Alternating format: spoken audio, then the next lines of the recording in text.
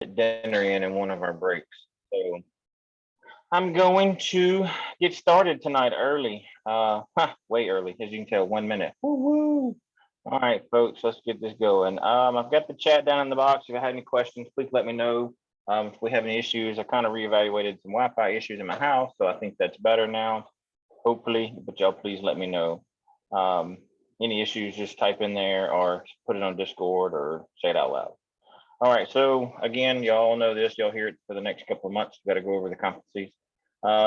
Applies fundamental knowledge of the emergency medical services system, safe well-being of the emergency medical technician, medical, legal, and ethical issues, provision of the health emergency care.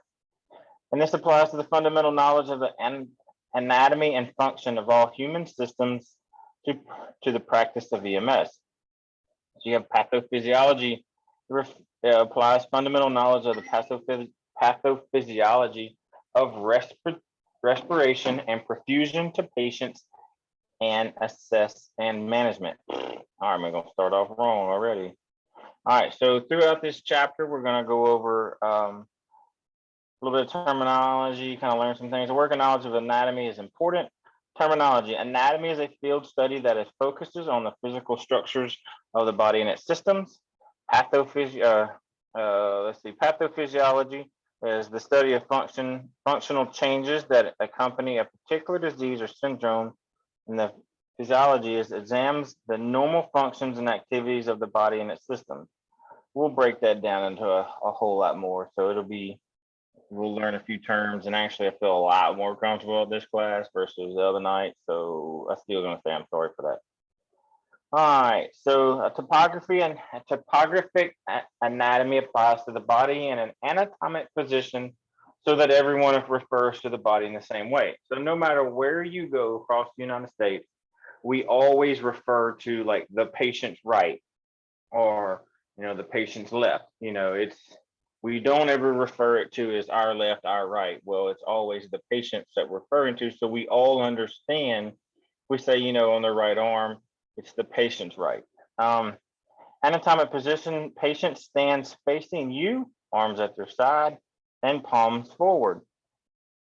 So we're gonna go over some planes of the body, and imaginary straight lines that are basically gonna dissect the body. That's how we're gonna know what the planes are.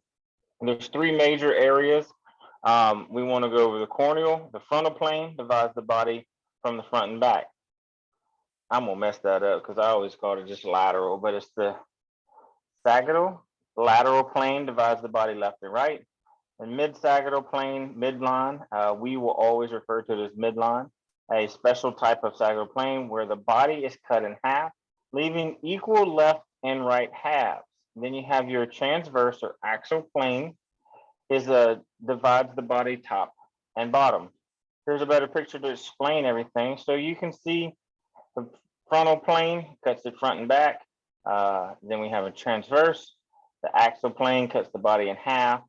And then your lateral plane, he cuts it from left and right down the midline of the body. I don't know if you can see me, I was drawing on my own screen, sorry. So this one right here cuts it down midline, in front and back, and then this cuts equal parts of the body in half. All right, so we're going to talk about cell formation of the human body. Cells are the foundation of the human body. Cells that share a common function form tissue. Groups of tissue that perform similar and interrelated jobs form organs. Organs with similar functions work together to comprise body systems. That's kind of important. If I would say that would be a good little note to write down. I'm gonna pause for a second, let y'all look at that. However y'all want to do it, screenshot it, make a mental note, write it down. It's up to you guys. All right, so the skeletal anatomy. The skeletal gives us our recognizable human form and protects vital organs. That gives us our structure. If we didn't have our structure by the bones, we would all just be a blob in the body. It would be like a big old blob of the little goo I'm sure all the kids play with. So this is important. If you'll go over your 206 bones, those are pretty important to know. I'm not asking you to know the bones, just know the quantity. So on your axial skeleton, This forms the longitude axis of the body from the skull to the coccyx. I think there's a picture, if you don't know your bones, where the coccyx at. This includes the skull, facial bones, thoracic cage, and vertebral column. You have your appendicular skeleton, and it comprises the upper and lower extremities and the points by which they connect to the axial skeleton. The pelvis includes portions from both the axial and appendicular skeletons.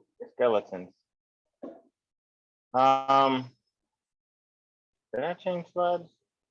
Or did it just change on my side? All right. So the bones, there's 206 of them. I don't know why I keep telling you that, but I would say it's probably important if I keep repeating it.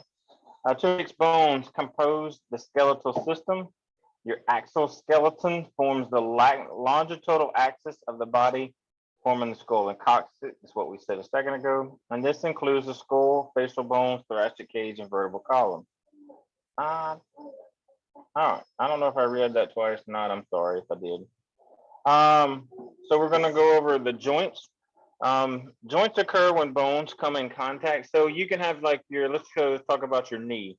You have your femur, and then you have your tib, and then has to have a joint for those to join. So that's where your knee is. And your knee is where it has a bending, a rotation, where they can move. Yawning's early, folks. You have to excuse me, and I slept all day. I was lazy today. So ligaments are the fibrous tissues that connect bone to bone, helping to stabilize the joints. And then cartilage is this semi-rigid and flexible tissue that covers and cushions the ends of the articulating bone. There's another picture in just a second. I promise it'll help you out a little bit if you have questions. So tendons attach bones to muscle. Symphyses are joins where the only slight movement is possible. The bone ends of a joint are held together by a fibrous sac called the joint capsule. Then you have articular cartilage, allows the end of the bone to glide easy. So that's where you over time you start to lose that cartilage, and your bones start rubbing together, and then you'll have to have a replacement, like a hip replacement, a knee replacement. It's because that cartilage is just gone. It's nowhere there. Let's see, the synovial membrane is the inner lining of the joint capsule. This produces synovial fluid, which allows the ends of bones to glide over each other. And then you have types of joints, ball and socket, and then you have hinge. This will make it a whole lot better. It's right here. Look at this picture. It makes it out to be easier. So this is your ball and socket right in here in your shoulder. And then you also have that in your hips. And then you have your elbows or joints and hinges, which allow motion in only one plane. So this, when you flex or extend, that is where you have to have a hinge to it. Wow, I don't know why I'm yawning too much. Literally, I was lazy all day. Let's see here. All right, next. This is where it gets cool. I like skeletal, so that's where it's I think it's cool. All right, so the axial skeletal, the skull consists of 28 bones. The skull consists of 28 bones. I'll say that slow. They're divided into 3 groups. These 3 groups are very important because now you'll know how the skull is made. So you have your cranium, and the cranium protects the brain, and that has 4 bones. The appendicular, my wife's laughing at me, so I apologize. The temporal bones, that's the lateral portions. Patellar bones are located between the temporal bones and the occiput, which is right in here. And your frontal bone is just your forehead. Facial bones consist of 14 bones. Upper non-movable jaw bones, that's your maxillary right here. The space, so the way you can remember that is the space between your nose and your teeth. The lower movable portion of the jaw, that's your mandible. That's the pink portion down here, right on the bottom. Your orbits or your eye sockets are also called your zygomes, maxilla and the frontal bones of the cranium. This is right in here. This goes even back into the eye a little bit. So does the maxillary, covers on the inside, if you can see in there, and broke down by color so you can figure out which one they belong to. And you have very short bones that form the bridge of the nose. So these are the ones that break all the time for the ones that continually to break noses. So you see on the inside, some people are born without the upper portion of the top palate. So that's where you have your cleft lip in that portion in here. This is the inner part of your spinal cord. It's all bones that come out here that protects all the nerve endings in your spinal cord. Let's see, what's here? The temporal bone. Obviously, you know where your temporal is. It's one of the frontal bone and the vertebral bone is one that covers the top part of the head. And I don't think there's a portion where it shows where they fuse together, and that's where they separate. But I would remember, if it was me, how many bones are in in the skull. So type in the box, how many bones does the skull consist of? See if y'all are paying attention.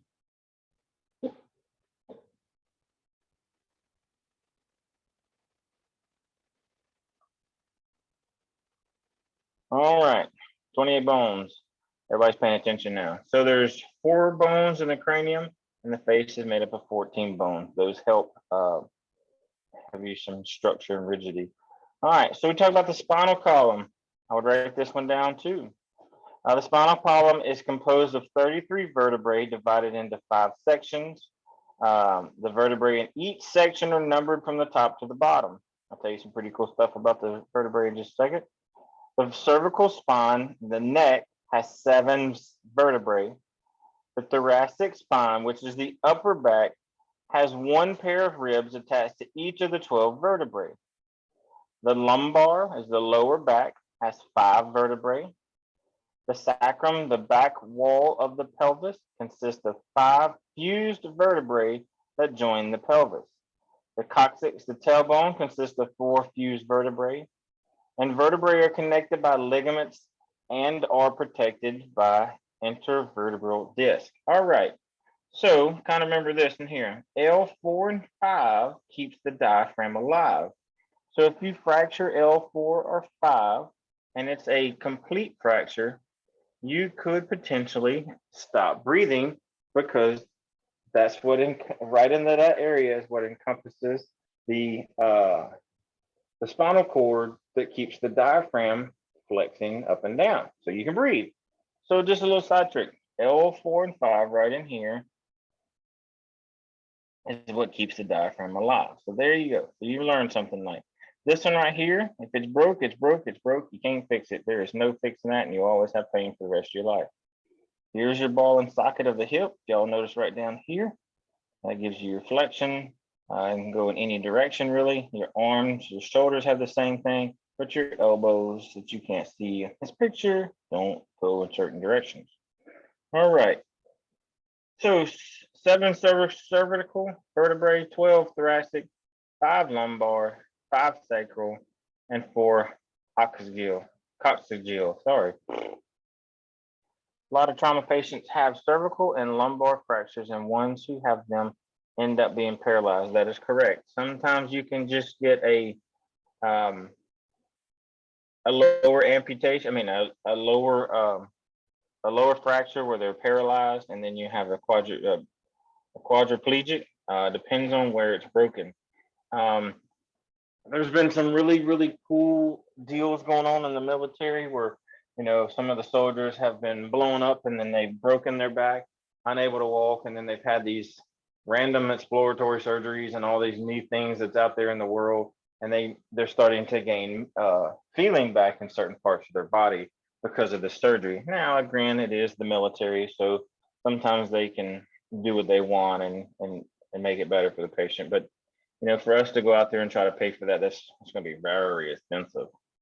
But it is, once you break it, a lot of times you can't fuse them back together. A lot of times in your neck, people will have certain parts of their neck fused together because this causes so much pain, and they just fuse the disc back there. All right, next one. So your thorax, it's just formed.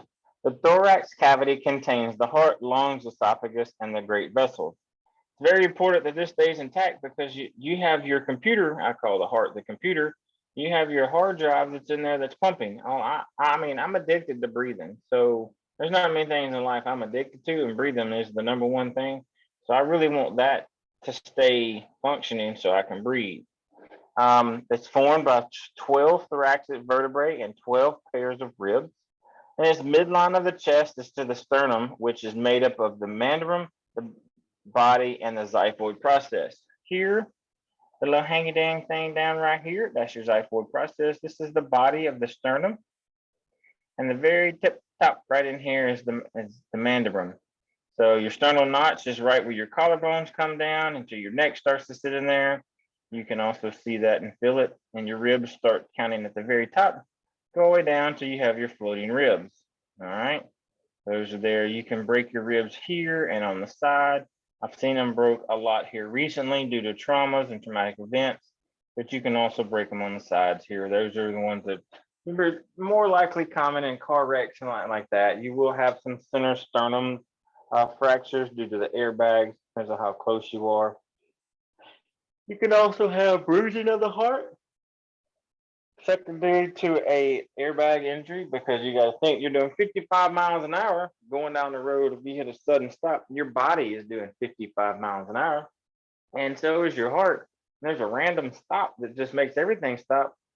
Well, something has to stop your heart, and it's going to collide with your internals, hit the thoracic part of the body, and it's going to create bruising. And you'll have a lots of soreness in here. Whoa, what happened here? All right, go back and push some buttons. So you'll have a lot of bruising here from the seatbelt too, or depends on what side that you're sitting on. So just give you a little background on that. So the appendicular skeleton, we have the arms, the legs, and their connection points, the pelvis. And they include joints, upper extremities, pelvis, lower extremities. Ma'am? Sorry, my daughter walked up. She was asking questions. Apologize. All right. So in your upper extremities, this is extend from the pectoral griddle to the fingertips. And this makes sense right here. Take the picture out. So the shoulder griddle is where the clavicle, scapula, and humerus come all together. So here's your humerus, is your upper shoulder, and it's your upper part of your bone where it connects into your shoulder area. This is your scapula, the one that comes around your back. I can say mine are well protected, so I keep mine covered with a layer of extra fat, so you can't really see mine. Here's your collarbone right here. Your clavicle is what it's called. Now, I have heard and seen once in my career where the AC joint has been broken. It is very, very painful, associated with the clavicle break. Very, very painful. Obviously, sternums are going to be painful, but I've never seen anything in here break. They're mainly out here on the end or right here at the AC joint. So just kind of gives you some background of what bones are where and where how they connect and collide. And sorry. All right. Is there any questions so far as we're going? I'm kind of digging this chapter, so that's the reason why I feel like I'm talking fast and I'm pointing and circling. I hope that's kind of helping things out a little bit. Any questions? All right. I'm gonna move on. All right, so your upper extremities, your humerus is the supporting bone, obviously. The forearm consists of a radius and ulna. Radius lies in the lateral or thumb side, and the ulna is the medial or little finger side. Ta-da! Here's your hand with the phalanges that I forgot the other night. So wrist and hand, you have ball sockets right in here. The modified ball and socket joint formed at the ends of the radius and ulna, which is the wrist bone. 5 metacarpals, obviously people have 5 fingers, they may have lost some. And then we'll go down to a 4-digit. Metacarpals extend from the carpal bones and make up the hand, and the fingers are composed of phalanges, like we were talking the other night when I got stuck. So right here at your knuckles, that's where your phalanges start. Obviously, thumb, index, long, ring, and small. You have your metacarpals right in in this section, right across the center part of the hand. You have your carpometacarpals. It's this little spot right here on your thumb. The carpals are the little bitty bones up in here. And then your radius is always on the thumb side. That's easy to remember. And then your ulna is right on the pinky side. So that kind of gives you an idea if a certain bone is broken, you just pick up over time, oh, well, that's going to be your radius. It's the bigger bone versus the ulna. All right. So the pelvis, this is where, if y'all don't know, if you break your pelvis, you can lose almost 2 liters of blood inside the pelvic on a break. It's very painful. The biggest way to recognize that a pelvis is broken is you will have, if you have the person lay on their back, obviously besides screaming at you when you're trying to move them, look at their feet. One, if they're pointing their feet straight up and down, one feet will be shortened and rotated. A lot of the time, people always, if you're right-handed, you're going to break your right hip. Left-handed, obviously left hip. But at the same point is you will have rotation to the outside, like their feet. I don't know how to tell you without this. So one foot's up and down, and the right foot would be pointing out to the outside of the body. It won't be going up and down because they can't. The whole part of their hip has been rotated and it's broken. So the pelvic griddle consists of 2 large hip bones, the sacrum and the coccyx. Each coccyx is formed by fusion of the ilium and ischium and pubis. Look right here. Here's a good picture. All right. So here's the iliac crest. A lot of times that will get broke too. Your pubis is obviously your pelvic bone. And then your ischium's down here on the bottom side. Here's where the joints, the ball and sockets come into play. You will have a lot of breakage down here and at the top when you have people that ride with their feet on the dash and get involved in a car wreck. These 2 are your biggest breaks right in here and down in here. You have your inferior cavea and descending aorta that comes down on both sides. This is what we call the femoral artery and the femoral vein.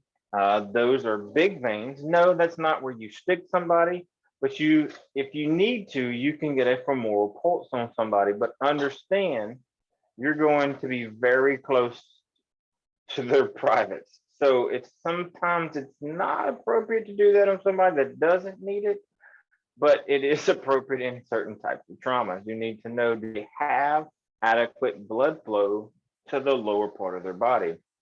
Let me get that. If they don't have the adequate blood flow, you need to check to see if you can get a femoral pulse. And that's okay. But you do not start an IV down here. Don't worry about that. And it's something that you guys won't do, but you can check femoral pulse. If anybody has kids or small children or even grandchildren or babies, it is very easy to find it on the babies. When you lay them flat, you're changing the diapers right around in their pelvic area. You can kind of feel right if you're pushing towards their hips, trying to feel their hip sockets. You can sometimes, the easiest is to feel it on the young ones, is right into that area. And then over time, you get a better idea of where it should be. If you know the anatomy of the body and know how it's made and how it grows, you should be able to find it on every single person after that. Lower extremities. So the femur is the longest and the strongest bone in the body. So the femur is the longest and one of the strongest bones in the body. The femoral head connects. Yeah, you got that, Kobe? The femoral head connects to the pelvic griddle by the ball and socket, and the greater and lesser. I'm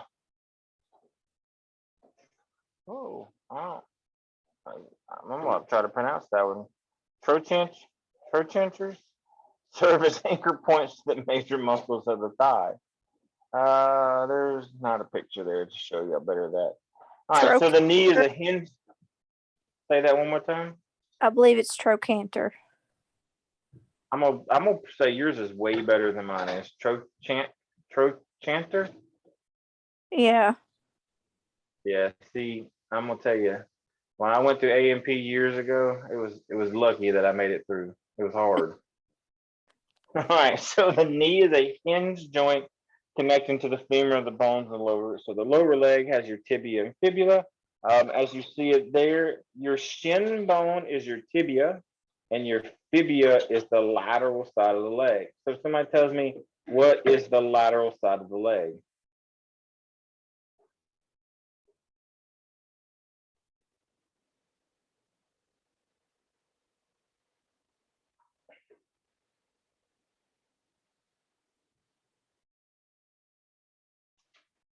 Correct.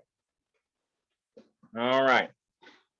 So your ankle and foot, the foot comprises the tarsals, metatarsals, and phalanges.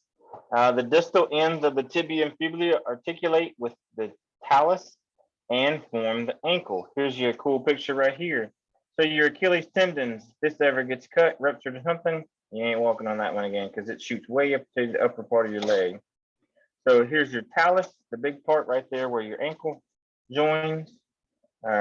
Navicular, the medial uniform, the phalanges, metatarsals. This is your heel right in here. This is where you'll also get this little spot right here. Is where you get your plantar fasciitis is. That muscle becomes inflamed. I've dealt with that pretty good bit of my life, so thank goodness. But the shots in there really, really hurt. I don't know if anybody's ever had that, but they suck. So the 5 toes formed by 14 phalanges. 2 phalanges is in the greater toe, and 3 phalanges is in each of the smaller toes. There are 7 tarsal bones. Those, I'm not saying that those are major importances, but you may see that on a test at the same time. They're real big about wanting to know the bones throughout here. If y'all haven't noticed how much they're talking about bones. So the skeletal system, this gives you the body its shape. We talked about that because if there was no bone, there would be no shape. It would all just be blobs on the ground. Not really sure how we get around, but I'm sure it'd be interesting. This protects the fragile organs. It gives it gives it like its own built-in protector. But at the same time that those bones are fragile and they can be broken at times. This allows for movements. We move our feet, our hips. That's what works in our movement of walk.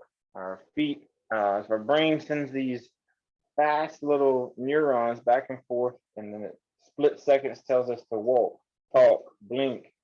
It's really, really cool on how the heart, how the brain and all that works. It tells us you need to blink, you need to breathe, you need to swallow, but that is all subconscious and it's just done. It does allow storage of calcium in there, and it helps create blood cells throughout the skeletal. The musculoskeletal system and the anatomy, it provides form, upright posture, some movement, protection of vital organs like we just talked about. 3 types of muscles, as you have your skeletal, smooth, and cardiac. Pretty sure you're going to see a question on that. Obviously, you can kind of figure out where the cardiac muscle is, the skeletal muscle and the smooth muscles. Smooth muscles are always in your organs. You'll have your skeletal muscles that form the rest of the part of the muscles in the body, and your cardiac is going to be around your heart. Skeletal muscles attach the bones to the skeletal and forms the major muscle mass known as the body. Known as a voluntary muscle because it's under direct voluntary control of the brain. So it just functions. We don't have to tell it to do certain things. It automatically does it. Smooth muscles and cardiac muscle movements do not require conscious thoughts. That is also involuntary. Because think about it, if we were sitting here and I'm trying to talk to y'all and I'm thinking, okay, breathe, beat, breathe, swallow, blood flow. Me, simple-minded self, couldn't handle that. That would be a lot. So we would have to have all those going on, and that's an involuntary function of the body and the brain that it makes all that happen. Cardiac muscle is found only within the heart. So this figure shows major muscles of the human body. These are all your different types of muscle groups through here. Talks you about your gluteus maximus, your triceps, trapezoids, your deltas, where your deltoids are. So it shows you front and back of the male and female versus what muscles are certain parts. Your rectus abdominis, your quads. So you can see that it all these are, what type of, are they skeletal, smooth, or smooth or cardiac muscles that these are showing right here? What are we looking at? Skeletal muscle. Skeletal muscles. That's correct, because they're attached to the bones. It could break it down further, and we might be able to see the smooth muscles or the cardiac muscle right here in the heart. We could see that, but I think there's not a picture. Further we go. So the musculoskeletal system is the physiology, contraction and relaxation of the system makes it possible to move and manipulate the environment. A byproduct of this movement is heat. When you get cold, you shiver, and that's involuntary also because that produces heat. Another function of the muscle is to protect the structures under them. So it's amazing how the human body is built, what does what, how it functions, and just the thought process of making a human in the beginning. It's just like, that's crazy. It's just nuts. So the respiratory system. The respiratory system is responsible for breathing or respirations and exchange of oxygen and carbon dioxide within the lungs. Here, let's break this down. Pretty cool right here. All right. So let's see, the upper airway. So we're gonna have our nose, which we talked about that. That's the bones that are held in there. We have two bones that make up the nose. You have your mouth. You have your oral cavity that also has the bones of the teeth in there. The teeth. So I read something the other day talk about the bones. If they're not, the teeth and the mouth are not considered to be bones, but they're just deposits. That kind of brought me up kind of cool. I had to take one of my kids to the dentist, and I was like, oh, you're bored, right place, right time, and you read. So you have your tongue, which is also a very strong muscle, your jaw, which is the mandible, the larynx. And so your larynx has two pieces, and that's divided in the upper and the lower. Oh, I think that's broken down. Let's see. Oh man, I can't roll. Hang on 2 seconds. Let me see if there's, yeah. So we got a picture in just a second, which is pretty cool. All right. So the pharynx, in this picture that's coming, it's gonna break it down. So your nasal pharynx, which is gonna be your nose, your oral pharynx, and your laryngopharynx. So when we talk about later on, when we go deep into the respiratory system, and we're talking about certain types of airway devices, you'll recognize the names. When we went over the root words and all that. So when we talk about your nasopharynx and your oropharynx, those will bring a lot more common sense when you start seeing some of the names of these devices and tools that we use. We'll break it down really cool. So the trachea is the windpipe, and that is located at the bottom of the pharynx. I'm sure at some point we've all heard this as we've gone through high school science and college science. It breaks it all down. So in your windpipe, that is a semi-rigid, it's enclosed air tube, and it's made up of rings of cartilage. And that's when if you look straight up at your ceiling, you should be able to feel those rings in your larynx, in your trachea, which is considered your windpipe. So if somebody punches you real hard in the throat, they can kind of, not gonna say they're gonna crush your windpipe, but they can bruise it in and also, stretch those muscles and tendons in there. Let's see, stand by 1 second. Give me 2 seconds, folks.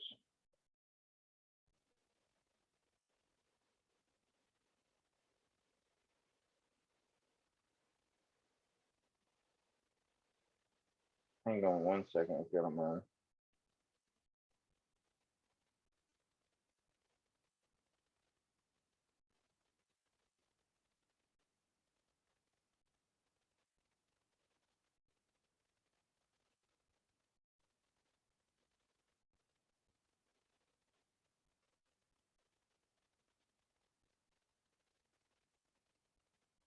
Okay, I had to get that answer out. All right, so now back to it. So the epiglottis That is a very thin leaf-shaped flap, and that prevents food and the liquid from entering the trachea. So again, that's involuntary. It just does it. We don't have to think about that. So it keeps us from choking. So your epiglottis just pops down, and then you can swallow, and then you can put food down into your stomach versus going into your lungs. Again, that's important because if it does go down the wrong way, it can create a bacteria, and it can get an infection. That's how you can get pneumonia, or just an array of different things that pops up if the epiglottis wasn't there. All right, so you have your lower airway. So, well, when I talk about the thicoid cartilage, that is what you see on the Adam's apple that's predominant in the men. This forms the anterior part of the larynx.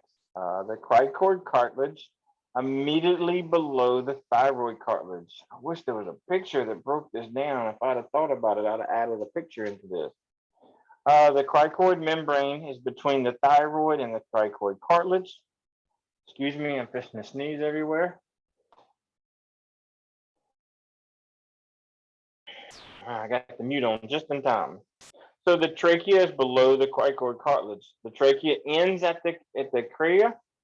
It's divided into the right and left main stem, which is the bronchioli, or it's right and left main stem of the bronchioli, and that's what enters the lungs and branches off into smaller airways.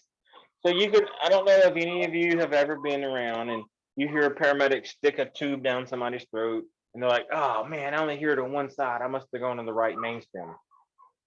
So what happens is when you intubated them with a ET tube, they pushed it a little too far and it went on the right main stem. So that's not uncommon, easy to fix. As you're breathing through it with the ambu bag or BVM, you just back out just a little bit.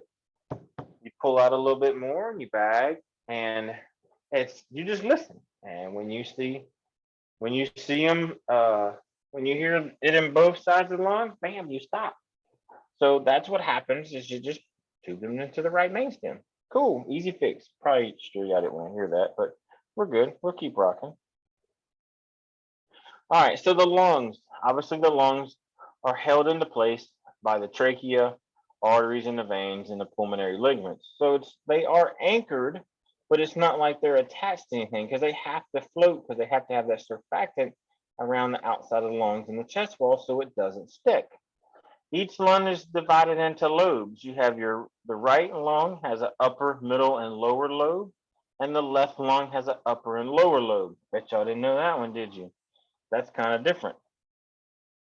Maybe some of y'all knew it. Just let me have my glory for 2 seconds. Come on now. All right. Oh, what? Go. All right. So the lungs. Each lung is divided.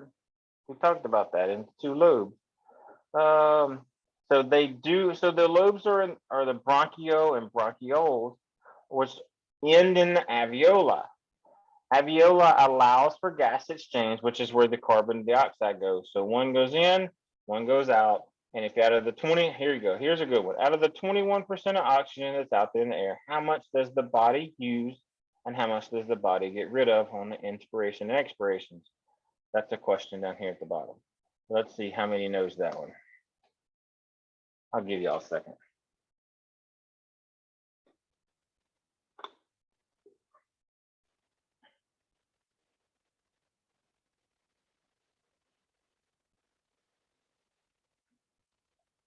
I'll say it again. Out of the 21% of oxygen that's in the atmosphere, the body takes in how much oxygen and gets rid of how much.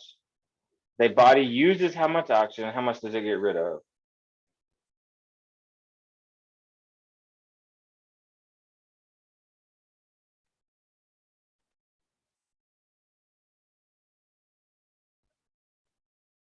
All right, so here.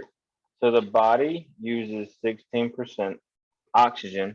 In simple math, it gets rid of 5% that's wasted, that it doesn't use. It can't use anymore. So 16% oxygen is used throughout the environment each time you take an inspiration. Now you also blow back out 5% of that because you just can't use it. So that's it. There you go. All right, so here's some of the mechanics of breathing. So you have your pleura. So the visceral pleura covers the lungs. Partial pleural lines is in the chest wall, and a thin layer of fluid between them facilitates movement of the lungs. All right, so the pleural space is a potential space between the two pleura. So if you happen to fill the lungs and you happen to get, let's say you get a hemopneumo, well, that's in the hemopneumo is in the pleural space, and that's also what the oxygen outside the lungs isn't supposed to be there. It's supposed to be inside the lungs, and blood's not supposed to be in that pleural space. But if there are either one of those, that's where you start to get you can potentially get a midline shift of the lung, which is shifting the trachea over. And you can start noticing some respiratory distress where I just can't catch my breath. I don't know what's wrong. Well, if you listen, there should not be, you're not gonna hear anything on one side or the other. Well, on oxygen and or blood, us paramedics can do certain things to get rid of that. We can, do a needle decompression. There's certain different types of tools, but as a provider, as an EMT provider, you can't do those yet. And I don't know if that'll be coming into play at any time because it's an invasive process. I mean, you're sticking a needle into somebody's chest wall. So, but it's nice to know how to do it and when to do it, so you're not like doing it at the wrong time and trying to hinder somebody, and versus you can puncture their lung and collapse the lung if you do it at the wrong time. All right, so here's the structures of the lungs. Here's your thyroid cartilage. Here's your Adam's apple right here. Well, not for her in the picture, but that's where it's at. So in the cricoid membrane, also, that's where if you ever see anybody or see the movies, and I know the movies are always wrong, but if they ever do like a cut down or they stick a pin in somebody's throat and try to make them breathe, well, that's right here.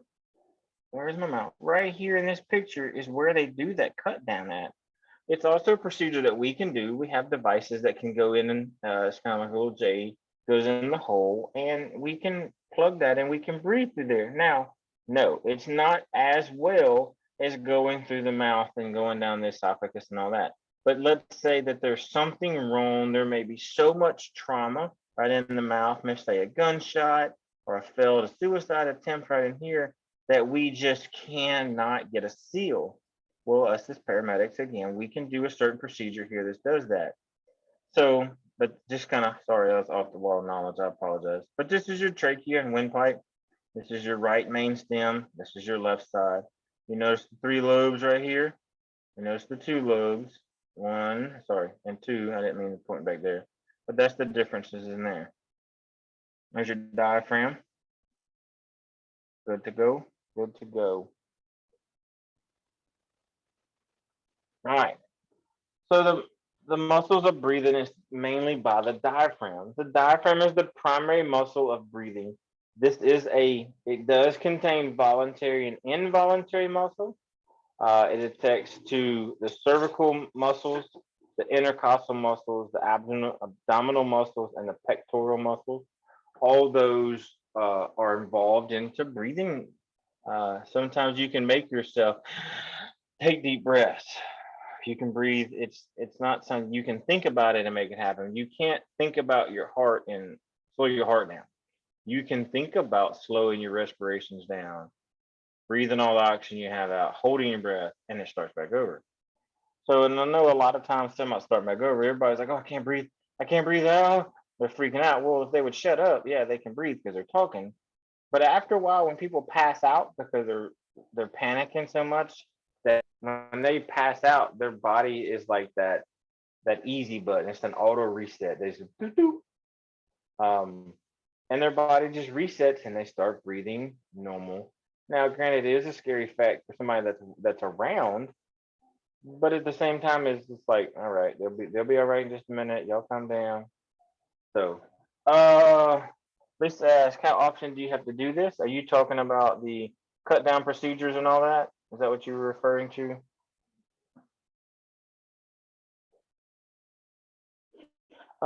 I've never done it in my career. I hope never to. We do have to practice that pretty much once a year with our company. That's a skill that we have to know. That it's not like It's a skill. If you don't use it, you lose it. So we always stay pretty much up on that. IV skills, cardiac skills are the same way. If you don't use them all the time, you do lose them, and you kind of forget how to read the correct cardiology, EKG strip. So it is a needed practice skill, but I say we don't do it as much as we should. If that answers that question.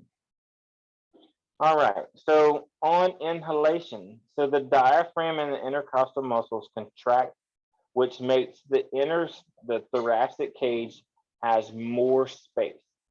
Pressure with the thoracic cavity decreases and the lungs fill, which is a negative pressure ventilation. So if you, as soon as you inhale, that's a negative pressure because you're creating that the rush of oxygen that needs to get into your lungs. So this is a very active part of the respiratory system, very active. Like I said, I'm addicted to this section, very much addicted to it. So let's see. Hey, we got 10 more minutes for a break. Exhalation. During the diaphragm and intercostal muscles relax, which is forcing the air out. Thoracic cavity returns to its normal shape, which is the moon shape, and the passive portion of the respiratory cycle is where it's at. So when it relaxes, that's on exhalation. When it contracts, that's in inhalation. Just throw it a little out there for you. Physiology of the respiratory system. All right. So the respiratory system's function is to provide the body with oxygen and eliminate carbon dioxide. Too much carbon dioxide can be bad for us. It can poison our blood. It can do certain things. That's the reason why we need to breathe the carbon dioxide out. We need to flush it. If you have carbon dioxide poisoning, it just takes up the CO2 molecules, and you basically just drown. I mean, you can't breathe at all. Ventilation and respiration are two separate things, yet they're independent functions of the respiratory system. Ventilation is the movement of air between the lungs and the environment. Respiration is the exchange of oxygen and carbon dioxide in the alveoli and in tissues of the body. That makes sense to you guys? Taylor says relaxes equal exhalation, contractions equals inhalations. That's correct. Look right here. So inhalations, they do contract. I'm gonna make sure I'm gonna give it time for my slides to catch up. So the diaphragm of the intercostal muscles contract, enlarging the thoracic cage. That creates that negative pressure for breathing. So on inhalation. On exhalations, they do relax. Sorry, yes. So your question is correct. All right. 2 seconds, y'all. My daughter's asking me a question.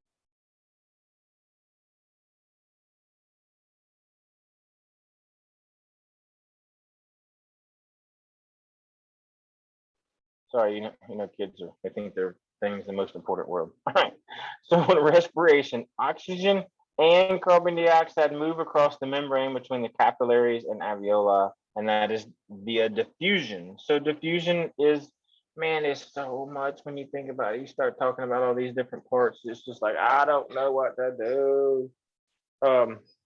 But diffusion is a very passive process in which molecules move from an area, the higher concentration of molecule, and to an area of lower concentration. So we're just moving it. So we're trying to figure out if we can clear that alveoli, we're going to put oxygen in there. That's why we got to breathe it out to get rid of the carbon dioxide.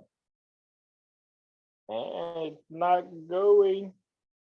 All right, so the chemical control of breathing, can someone think of any condition where a patient may be ventilating but not respiring? See, look, Rob's in. He's peeping in. He don't know. Everybody's paying attention now. Everybody's like, oh, Rob's in. All right. Can somebody think of any condition where a patient may be ventilating but not respiring? I'm gonna mute that for a second, and I'm gonna take a drink.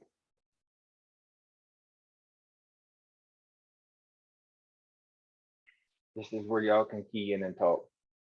He's not gonna bite you, I promise.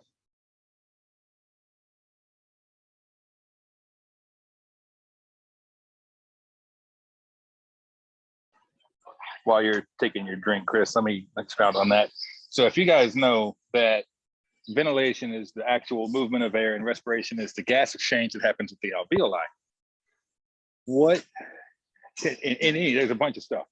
Can anybody think of just one thing that may allow or may have a patient where they're consciously trying to breathe, but it's not getting out of the lungs?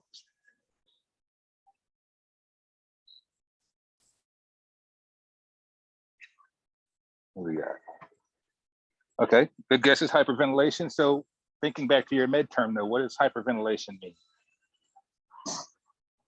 What's hyper? Anything hyper? Too much. Right, or too fast, good. So that's a good guess, but you would still get respiration with that. The only problem is you're gonna actually get too much if you're hyperventilating. Some conditions, I'll go ahead and help you all out. The panic attack kind of leads into the hyperventilation. But if there's something blocking the alveoli, for example, congestive heart failure. I know that we haven't gotten to that chapter, but that's just something to think about. The problem is that fluid gets into the lungs. Or what about a near drowning incident? Same thing. The fluid gets into the lungs. Now you've got some kind of barrier that is stopping the O2 or the CO2 from crossing that membrane like it should. So if there's something physically in the way, it could be sepsis can do it. Any of these kind of things can actually cause problems with the respiration side of things, where your patient may be breathing. You may look at it and be like, well, you're taking breaths, but you look like a Smurf.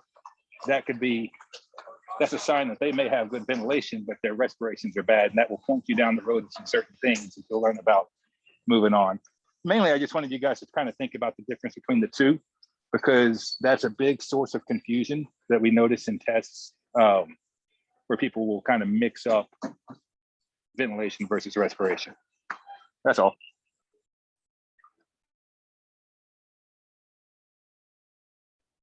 See, he slides in, makes a whole lot of sense, and slides out.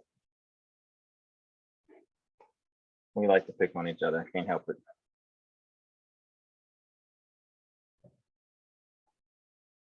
All right, so now that I've lost all my train of thoughts and all that, I'm gonna rock on for just a minute or two, and then we're gonna take a break.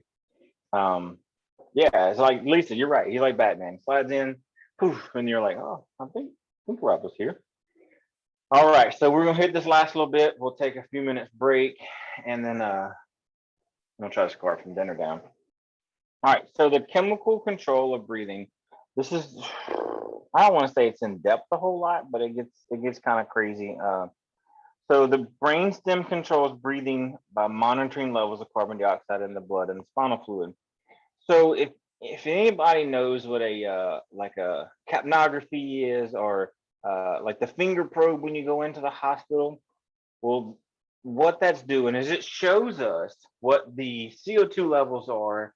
It shows us what your oxygen levels are. And, I mean, obviously, yes, the finger probes do tell us your heart rate, what percentage of oxygen you're bringing in your body. But you have issues with those too, because your hands are cold. It's not going to read right. Children, they move too much, so you got to put them on their ears. And we're just trying to get a baseline understanding of what oxygen is in their body and how much is there. Obviously, people are like freaking out because they can't get 97 or 98. And I'm like, man, that's, some people can't even get 97 or 98. 100 is the best you can get. But you know what? Sometimes you ain't gonna get that 100%. Depends on your environment, what you've been doing, how much you've been working out, how much you've run, how much you just, there's a whole bunch going on. So, but we use these different tools of the, you know, how the brainstem functions like we use our tools. I need a tool that shows me how much CO2 is in the body, so I know if I'm, you know, ventilating correctly. Do I need to ventilate a little bit more? Do I need to slow down because I'm not perfusing enough? Maybe I'm breathing too fast for them and their body's just not using it. So it kind of helps out to know those. So the body does the same thing. So the brainstem knows if there's too much CO2, I need to get it out. So you may hear the, when you take a deep breath. Well, that's what it's doing. It's trying to reset and get some more oxygen into the body so it can off the CO2. Breathing is automatically controlled. It is automatically controlled. Is the level of carbon dioxide or oxygen in the arterial blood is too high or too low. Again, the brain stem's like, well, I gotta get some CO2 out of here. So it's gonna increase it. Or if there's not enough, it can slow you down and kind of it helps with your breathing. So the medulla oblongata stimulates the phrenic nerve, causing the diaphragm to contract. See, there is a reason for that movement, blah, blah, blah. The medulla oblongata. So even through the movies, they said there was no reason, but there is a reason for that. Breathing occurs as a result of buildup of carbon dioxide in the cerebrospinal fluid, which causes the pH to decrease. So knowing the pH levels of the body is also important. The further you go on into your EMS career, you need to know. It's kind of like the same thing if you're doing your pH of your body. You can be too in your pool. It can be too acidic. It cannot be enough. You have to add those fluids to get it there. Now we can't just add fluids through our body to give us a base out, but we need to know what the pH is. So a lot of times when they give blood, they'll check the pH level of the body. Gives us an idea on what medications we need to give. The primary reason for breathing is to lower the carbon dioxide levels, but not to increase the oxygen levels. Does that make sense to y'all? So what we want to do is too much carbon dioxide is bad. We know that we've seen that. It's too many deaths out there because of the simple little monitor in the house that they just don't put them in, especially during the winter time. So the hypoxic drive or the backup system controls respiration. The stimulus to breathe comes from low oxygen levels. So if you're in a low oxygen level, it's going to tell you, uh-oh, I need more oxygen. As you climb mountains like Mount Everest, they have to train for that. That's just not something that they get in there and do. They train months and months at that. You start getting too low in your hypoxic drive, you start hyperventilating, you start wandering off. Your thought process is just not there because your body requires so much. Now, some of these places do train themselves to do those. Like I said, like climbing Mount Everest, they will train their body to work off less oxygen. And then at some points, they just have to put the O2 on their face to breathe at certain parts of Mount Everest. But on a normal basis, it doesn't affect us like that. I'll tell you an example. When I went to the Middle East, I live in central Mississippi. We'll just say I'm sea level plus, let's just say 500 feet. So I live probably at 500 feet through my entire life. Well, I leave to go to the Middle East. Take this Mississippi boy, send him to Afghanistan. Well, when you get there, it's 6,000 feet above sea level. Well, it's not that big a deal. You're functioning and all that, but I never understood while I was having so much trouble breathing. I was like, God, I'm always short-winded. What the heck's going on? Well, I always felt myself like I was like normal respirations between 16 and 18 times a minute, but I was always like 22, 24. And it was like, man, I just can't ever catch it. But I would train myself when I was at home. I would get an altitude mask and train myself when I was at home at normal to get myself to where I could breathe normal like that. It's just parts of it. And Joseph says, times I was about 13,000 feet in the mountains. Yeah, so it is very rough. You don't realize those changes, and it can also affect your activity levels, your thought process. So all that going on is just think about it. That's just some of the things that people are having issues when they work through there and they function out. O2 is very important, folks. I'm gonna stop right here. Let's take about 10 minutes, and we will come back and continue on. So I will see you all at 10 after. Does anybody have any quick questions or any questions at all before I take this pause?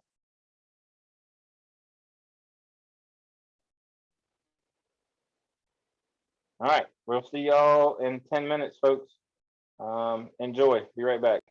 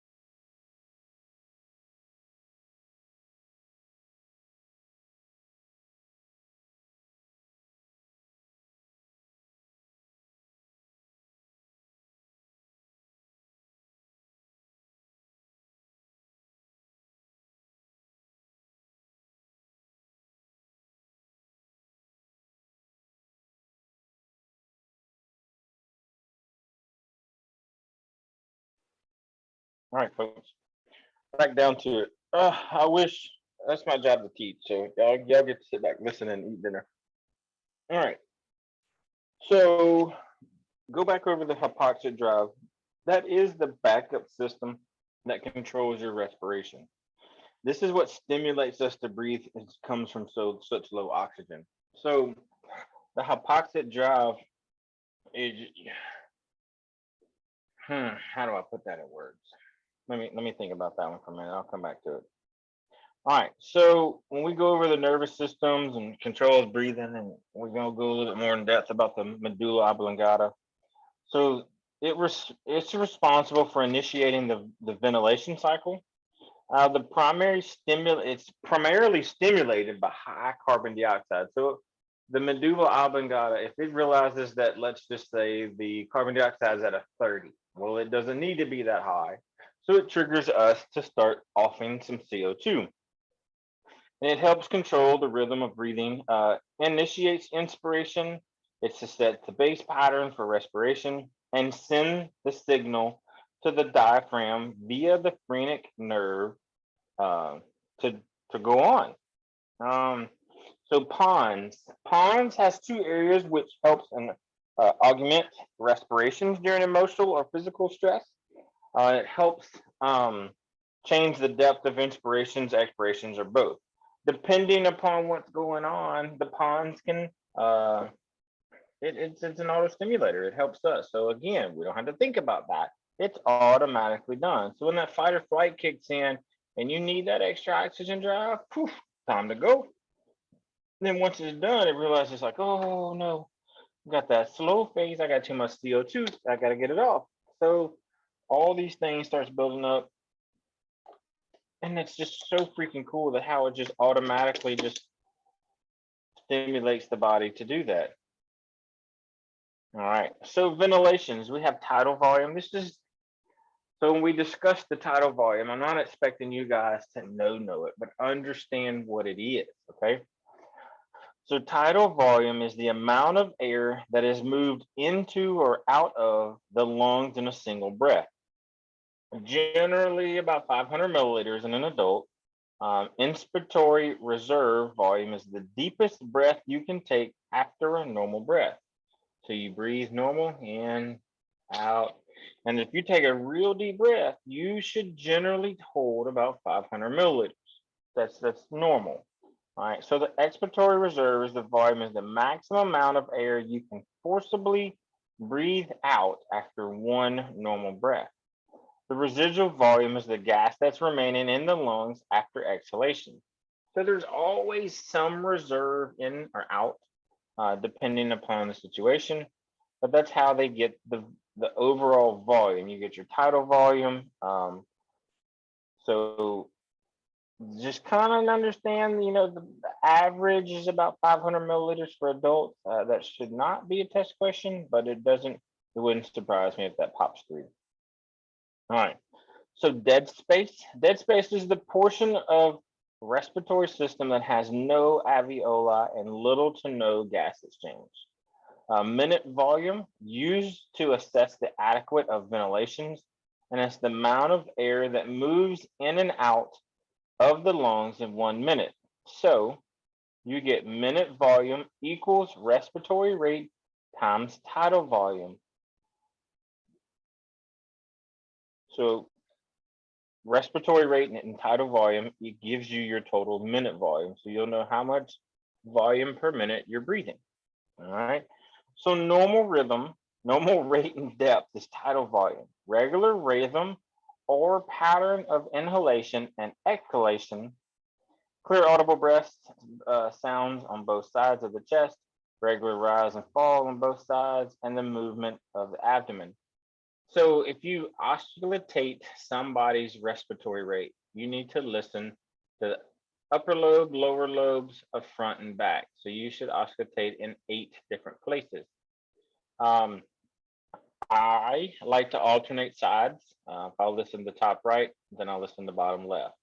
What it does is just makes that there's adequate flow of oxygen on inspiration or expiration. It just kind of helps me. It's something that I've done for a long time. There's no rhyme or reason why it's done. It's just a personal thing. So that's the way I do it. And it kind of, at the same time as you take off, talk to the patient, deep breath, exhale. So it just kind of lets you hear respirations. All right. So inadequate breathing and patterns. You have labored breathing. That's the significant effort requiring the use of accessory muscles. So your accessory muscles is on your abdomen. So look at a small child. If their chest is going out and their abdomen's going in, or their abdomen's going out and their chest is going in, that's called the seesaw pattern. So the seesaw pattern is done when they're not breathing sufficient enough. All right. This just kind of gives you a throwing out there. Breathing slower than 12 breaths per minute or more than 20 times breaths per minute is going to be required to use accessory muscles. Additional signs: muscle retractions above the clavicles, and that's between the ribs and below the rib cage.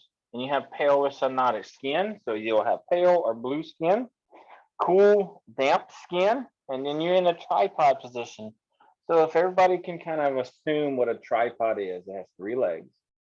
So if I'm standing straight up on my 2 feet and I'm leaned over on the arm of the chair in a tripod position, my chest is in a barrel. I'm trying to make as much space as I can with my chest and allowing the gravity to pull down on it to allow me to get much more air. It's not something that you're taught to do, but it's one of those you just trying to get as much weight off your chest. So when you lean over, it helps. And that's why you'll see people there, that's called the tripod position. When they're in severe respiratory distress, they lean over and try to get oxygen that way. All right. So the circulatory system is the anatomy.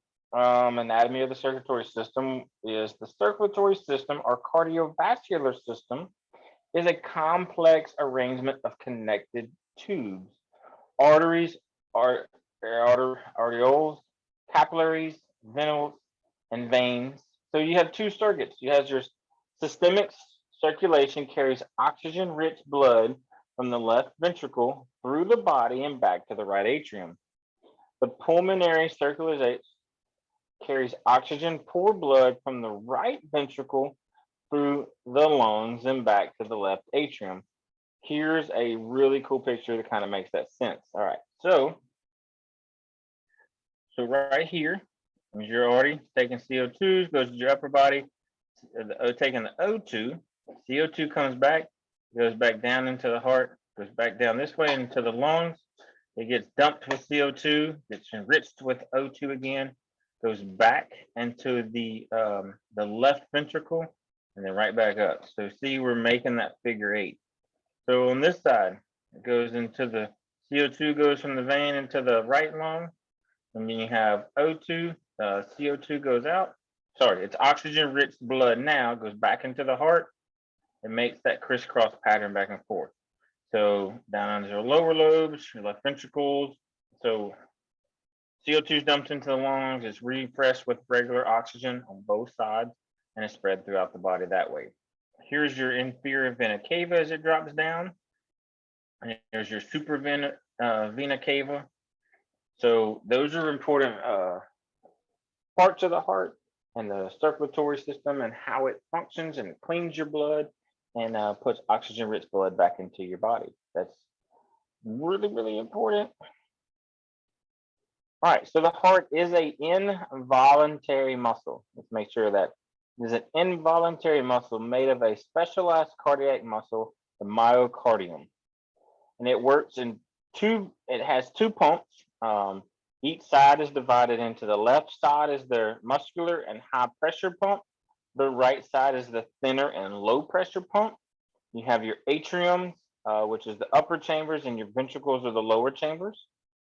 The heart receives its blood from the aorta via the coronary arteries, and the right side of the heart receives deoxygenated blood from the veins of the body. Oxygenated blood returns from the lungs through the pulmonary veins into the left side of the heart and is pumped into the aorta and then into the arteries of the body. Valves guide the path of the blood through the heart. Like we just went over that process when I was kind of drawing it on the screen. All right, here's another cool picture. So the supravena cava, which is oxygen poor blood from the head and upper body. So it's coming right here. Goes down, back up, and it can go to the right or to the left lung. So it's going that way. So when we go into this one, we're going to have right pulmonary veins, which is oxygen rich blood. It comes in, circles around, and back through the body. They have a video that is I think it's on YouTube. I should have embedded it in here. I watched it the other day, where they actually have a heart, and it's hooked up to 2 lungs. They got it outside the body, and it's flowing and pumping, and you can see the blood and the oxygen moving through, and it is super cool video, and it explains, breaks it down into the process of how things are done way easier. They're probably a lot better than I just attempted to make it sound. So a normal beat, normal heartbeat of the body is a normal pulse rate from an adult is an average of 60 to 100. So your stroke volume is the amount of blood moved in 1 beat. The cardiac output is the amount of blood moved in 1 minute. So to get your cardiac output, you equals the heart rate times the stroke volume. All right. Electrical conduction system, a network of specialized tissues that is capable of initiating and conducting electrical current runs through the heart, because that's what it runs off of, is electricity. It's all self-induced. Electrical impulses begin high in that artery at the SA node, traveling to the AV node and the bundle of His, and then it moves through the Purkinje fibers to the ventricle.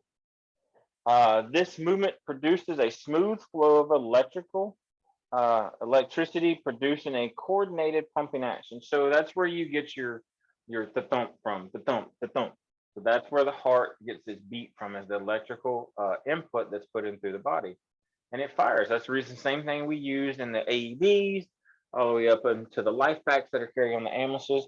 We shock the heart with electricity to get it back in rate, the normal rate that it should be. If it's too high, we'll shock it. We'll basically reset it, start it back over to a new rate, hopefully. Chris Ward says, what are you talking about when you say starts in the SA node, so I understand?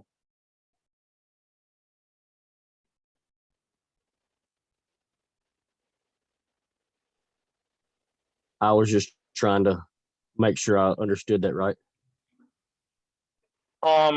So let's see, hang on, let me go back over my notes. Where did I write that at? So the electrical impulse begins high into the artery at the SA node, and then it travels to the AV node.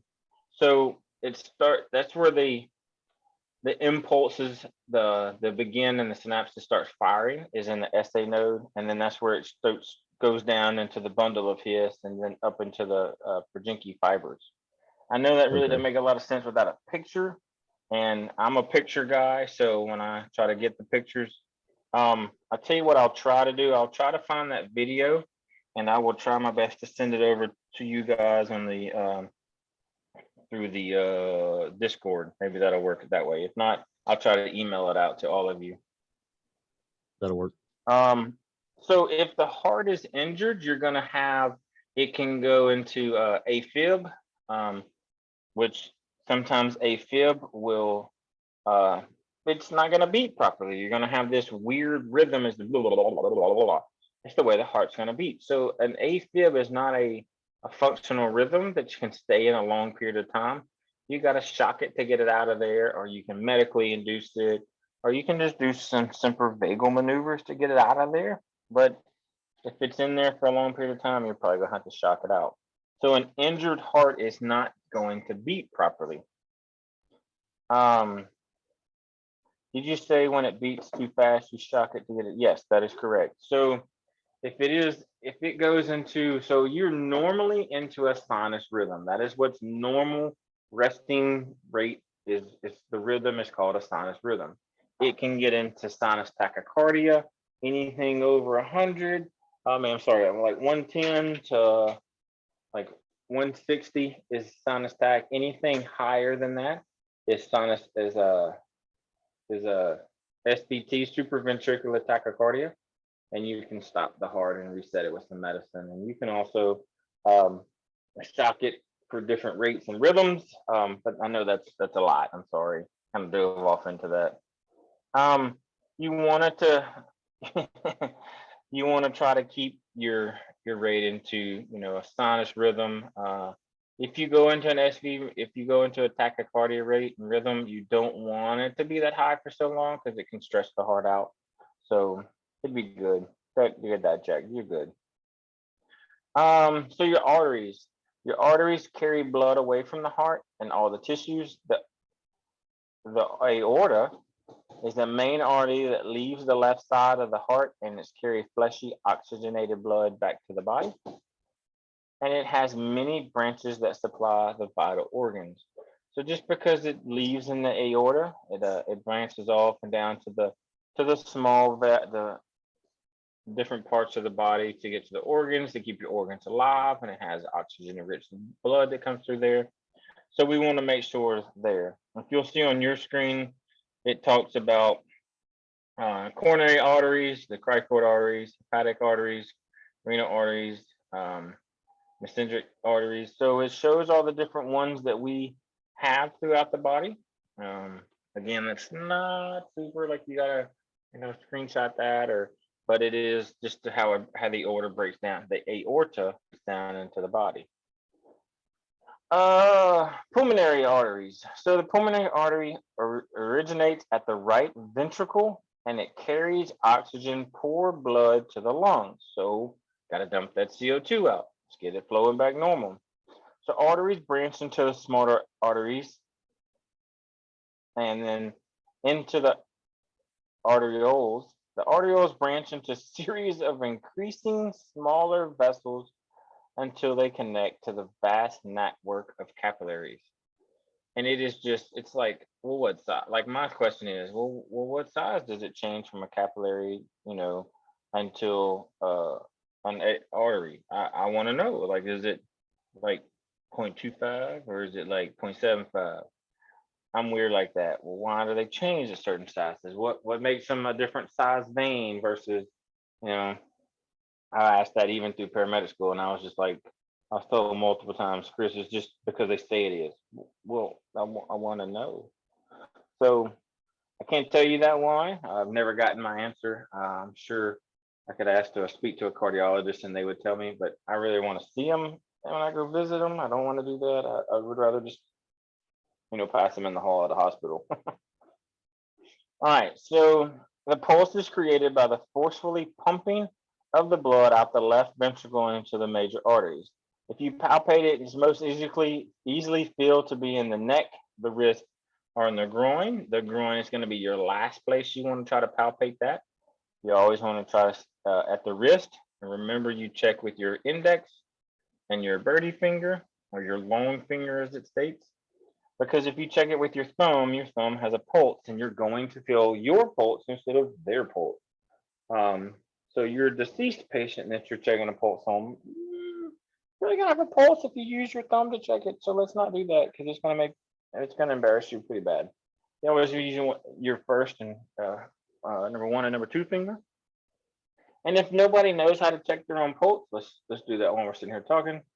On your right hand, hold your first and second finger. On your left hand, on the thumb side of the inside of your wrist, start feeling around and to the inner part of your wrist with your right hand and see if you can find a pulse. My Apple Watch says I'm beaten, so we good. But that's where we want to check a pulse. You can also check somebody's pulse without them knowing it. You can act like they're holding their hand. You can slip your fingers on the inside of their inside of their wrist and check their heart rate at the same time as you're trying to calm them. You can also check right underneath the jaw, right where your mandible meets at the fixed spot. Take two fingers, put one finger right next to it. Here, I'll see if I can. I'll show you my ugly self. You'll have to excuse me. So right in here is where you want to check for your cricoid parts. You can Feel like right there where the mandible meets and starts to make that little 90-degree turn. You want to go right there and feel for it. And on the inside of your wrist, you want to feel right in here. You should feel a pulse. Those are your two main places. Sorry, I know it's a bad sight. I told y'all it was rough. Well, Josh, I'm very proud you got a pulse, bro. That is, you are above some of the ones out there. That is one step above.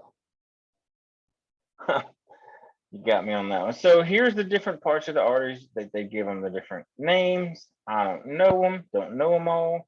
The ones that I can tell you that we check all the time is the radial pulse, the brachial pulse, and the cricoid pulse right in the neck. You can have your jugulars. We'll mess with those. Here's your femoral vein. You can check it. This is about where you see your hip. It's right here. If you come down, you're going to find it there, especially on your little ones.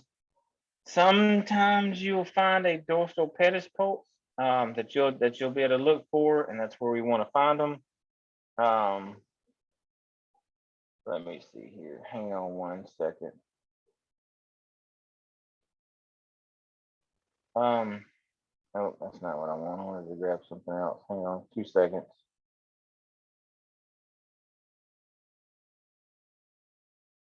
All right. Never mind. Doesn't matter. I can't get it to work. All right. So your capillaries. Your capillaries are tiny blood vessels that connect arterioles to the venules, and it's the oxygen and nutrients pass from the blood cells and plasma into the capillaries to individual tissue cells through the very thin walls of the capillaries. Capillaries allow blood to move through them one cell at a time, so that's probably a slow process. Veins, they do return oxygen deficient blood to the heart. They do have thinner walls, and arteries are generally larger in diameter. So your major veins is the supravena cava that carries blood returning from the head, neck, shoulders, and upper extremities. The inferior vena cava carries blood from the abdomen, pelvis, and lower extremities. The systemic vascular resistance, which they're calling the SVR, is the resistance to blood flow within all blood vessels except the pulmonary vessels. Whew. That gets a little rough right from there, man. I'm gonna tell you. All right, so the spleen, that's, some people have busted their spleens before and they just get rid of them. That's cool. So the spleen is a solid organ located under the rib cage into the upper left portion of the abdomen. Filters worn out blood cells, foreign substances, and bacteria from the blood, and it's highly vascular and is particularly susceptible to injury or blunt trauma. That's the reason why if they bust your spleen, you got to have it removed pretty quick because you'll bleed out. There's a lot of blood stored in there. So the blood composition is plasma, is the liquid portion of the blood, and that contains water, the primary component. Proteins is also a primary component. Oxygen, carbon dioxide, nitrogen, and nutrients are all composed in the plasma. So you have red blood cells, which is your, and then you have your white blood cells. Both of them play very important roles. Your red blood cells carries your oxygen. Your white blood cells is the one that is your immune deficient. It's your immune defense to fight infections. So when you have blood drawn and you get a high white blood count, most of the time people are like, well, these probably got an infection, and that's where that they lean towards. If you have a low blood count, it could be normal depending on what your level is written as, or that you may need some assistance getting your white blood cells count back up. So the platelets are essential in the initial formation of the blood clots. That's what creates our blood clots, is all of the platelets that's out there. Hang on, let me see if I can do something. I don't know what, there we go.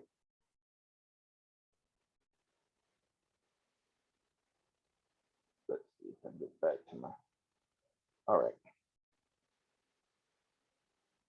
All right, so the blood pressure blood pressure is, 2 seconds. Sorry, my phone was ringing. It showed up.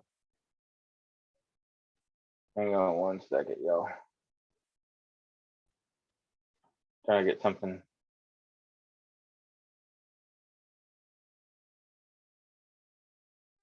I kept thinking that line was on my screen. I don't know how it got there. I don't know where it came from, Chris, unless I turned it off first. I think it was on where you guys could do it too, and that may have been the point where I just turned that off. So I think yeah, I disabled that now. All right, so blood pressure, pressure that the blood exerts against the walls of the arteries. So that's the reason why when they put your the blood pressure cuff on, you can kind of feel it because it's feeling the pressure that's beating against it. And it's got to have a certain temperature, student pressure that builds up in the cuff. That's how the cuff itself knows that there's a pressure building back. Your diastolic and systolic is the systolic is when the left ventricle of the heart contracts. It pumps blood from the ventricle to the aorta. And your diastole is when the muscle of the ventricle relaxes and the ventricle fills with blood. This is what y'all probably want to know right here.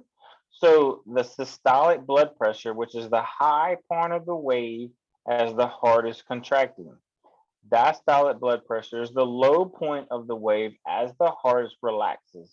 And that is all expressed in millimeters of mercury. So that is MM capital HG. I would here, let me write that down in the chat just so y'all can kind of get that. So MMHG is how it's that's not. That is how it's measured, is millimeters of mercury. It's MMHG.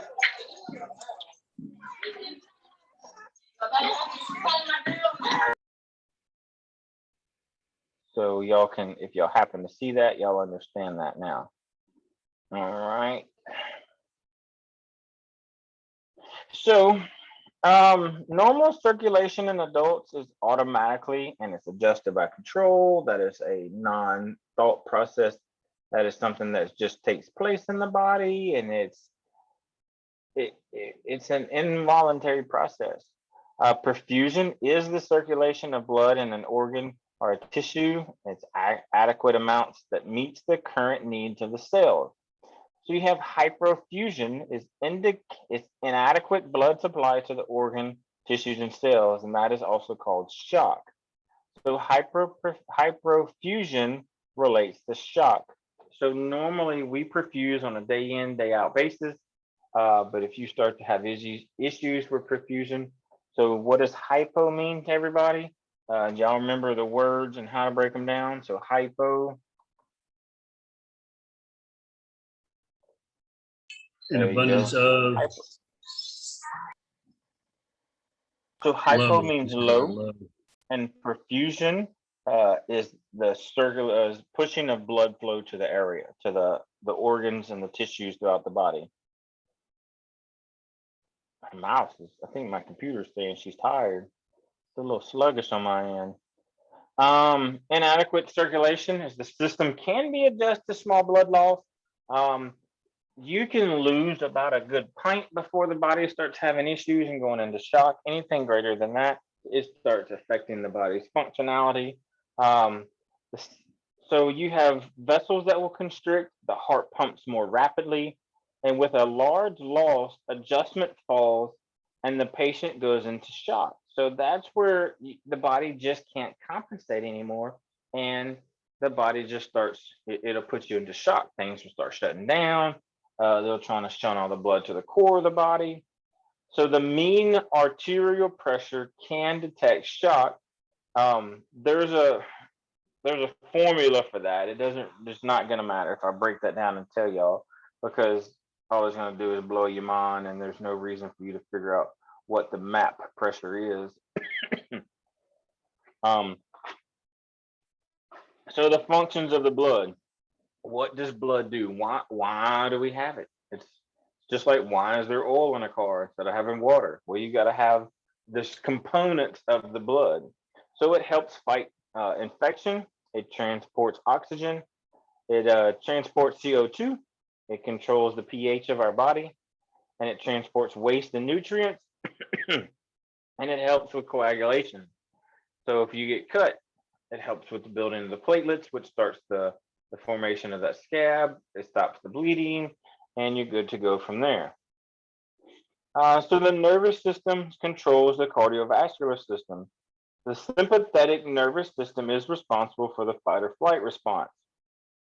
That sends commands to the adrenal glands, and the epinephrine or the norepinephrine are secreted to stimulate heart and blood vessels. So we'll go over fight or flight later on. We'll use that very common into things, how it's functioning, because the fight or flight mode helps control a lot of parts of our body. So the sympathetic nervous system is the heart and blood vessels have alpha adrenic receptors and beta adrenic receptors. Adrenic means related to the adrenal glands where the epinephrine and norepinephrine are made. Alpha adrenic receptors are found in the blood vessels. When stimulated, blood vessels contract. So beta adrenic receptors are also found in the heart and lungs. And when beta 1 receptors are stimulated, the heart rate and force of contraction increases. And beta 2 receptors are stimulated, the bronchi and the lungs dilate. So when certain cardiac patients are put on medications, they'll list them as a beta 1 or a beta 2 medication. They may have a cardiac related issue, but ultimately it needs to know if it's a beta 1, which is going to stimulate the heart rate. So their heart is just not pumping right. And if it goes to a beta 2, it means that they're ultimately not getting enough oxygen through the body, and that's why that we need the beta 2 medication. So causes the heart rate. So the parasympathetic nervous system. Sorry, I got confused on my own notes. Parasympathetic nervous system causes the heart rate to slow and beat more weakly. The sympathetic and parasympathetic nervous system balances each other's out. Baroreceptors sense pressure in the blood vessels and is found in the aorta and cricoid bodies. The stimulation of the sympathetic nervous system and parasympathetic nervous systems adjust blood pressure. So depending upon what's going on, if it's let's say it's a traumatic event, maybe a loss of a loved one in a traumatic situation, that what's going to happen to your blood vessel? What's going to happen to your blood pressure and your blood vessels? Does anybody know? Is it going to get high or is it going to get low?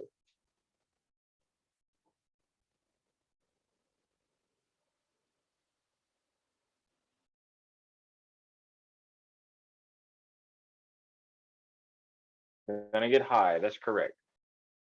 It's the same thing like, man, I guess I swallowed a bug. It's the same thing when you go into a doctor's office and you get the white coat syndrome. You might know what that means. It means your blood pressure is gonna go up because you're freaking out. You're like, I don't know what to do, but you're fine. It's just part of the normal responses. I'm telling you, every time I go see my doctor, my blood pressure is always up. She fusses at me. Well, it's not when I take it at work. It's just fine. It's your fault.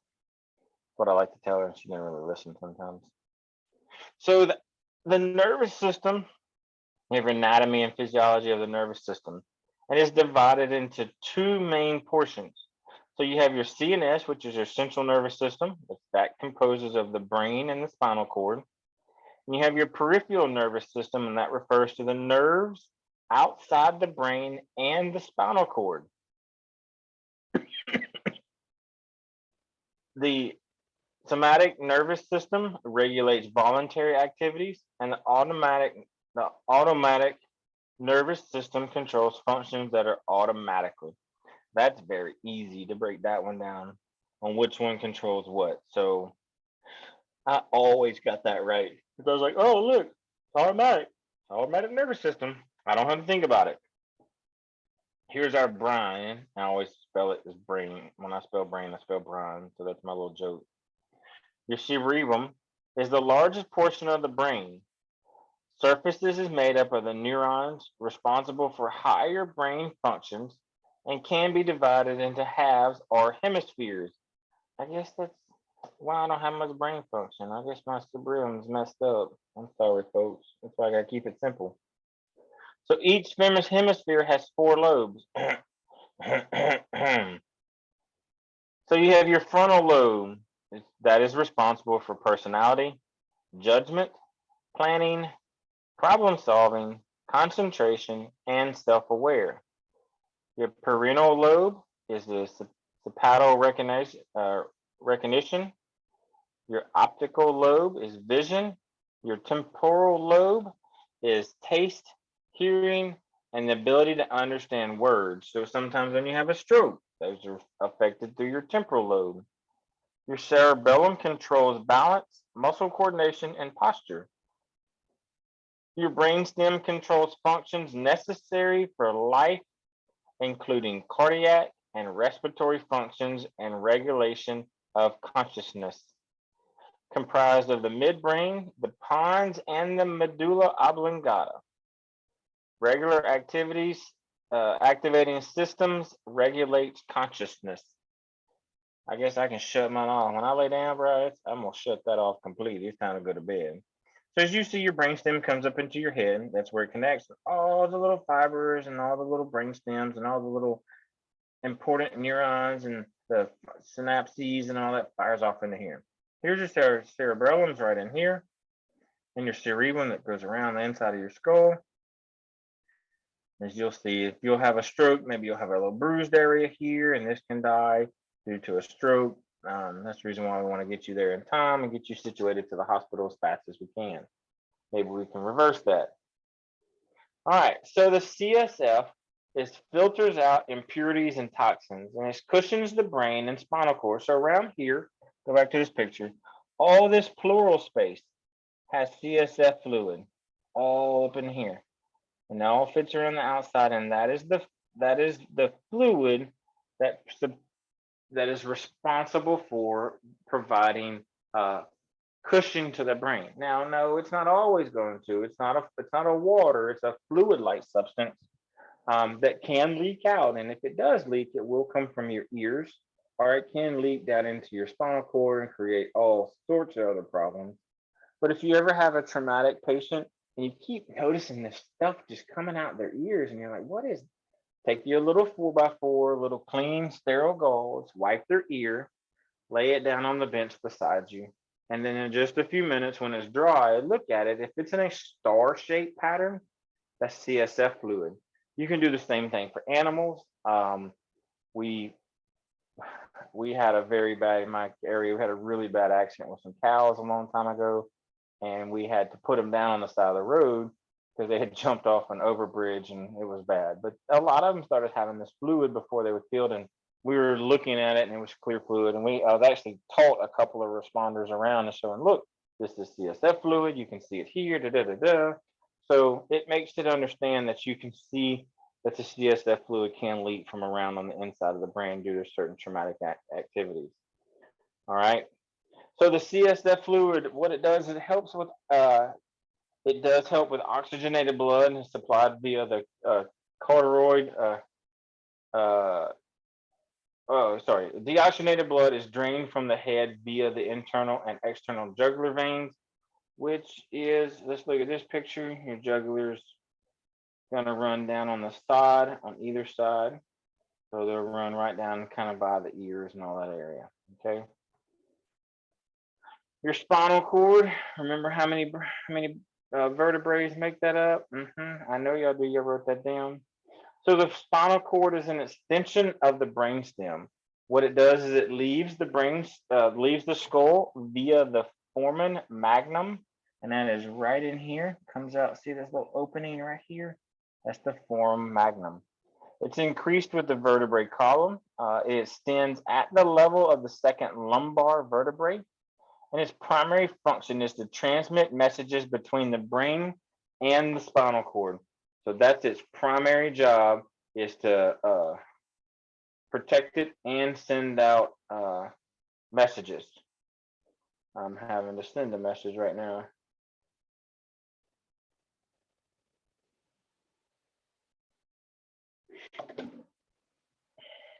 Where is the mouse? All right. The peripheral nervous system, that we're going to divide that into two main portions also. You're going to have your somatic nervous system. Remember, that's the involuntary, and that transmits signals from the brainstem to the voluntary muscles. And this allows for activities such as walking, talking, writing, blinking, breathing.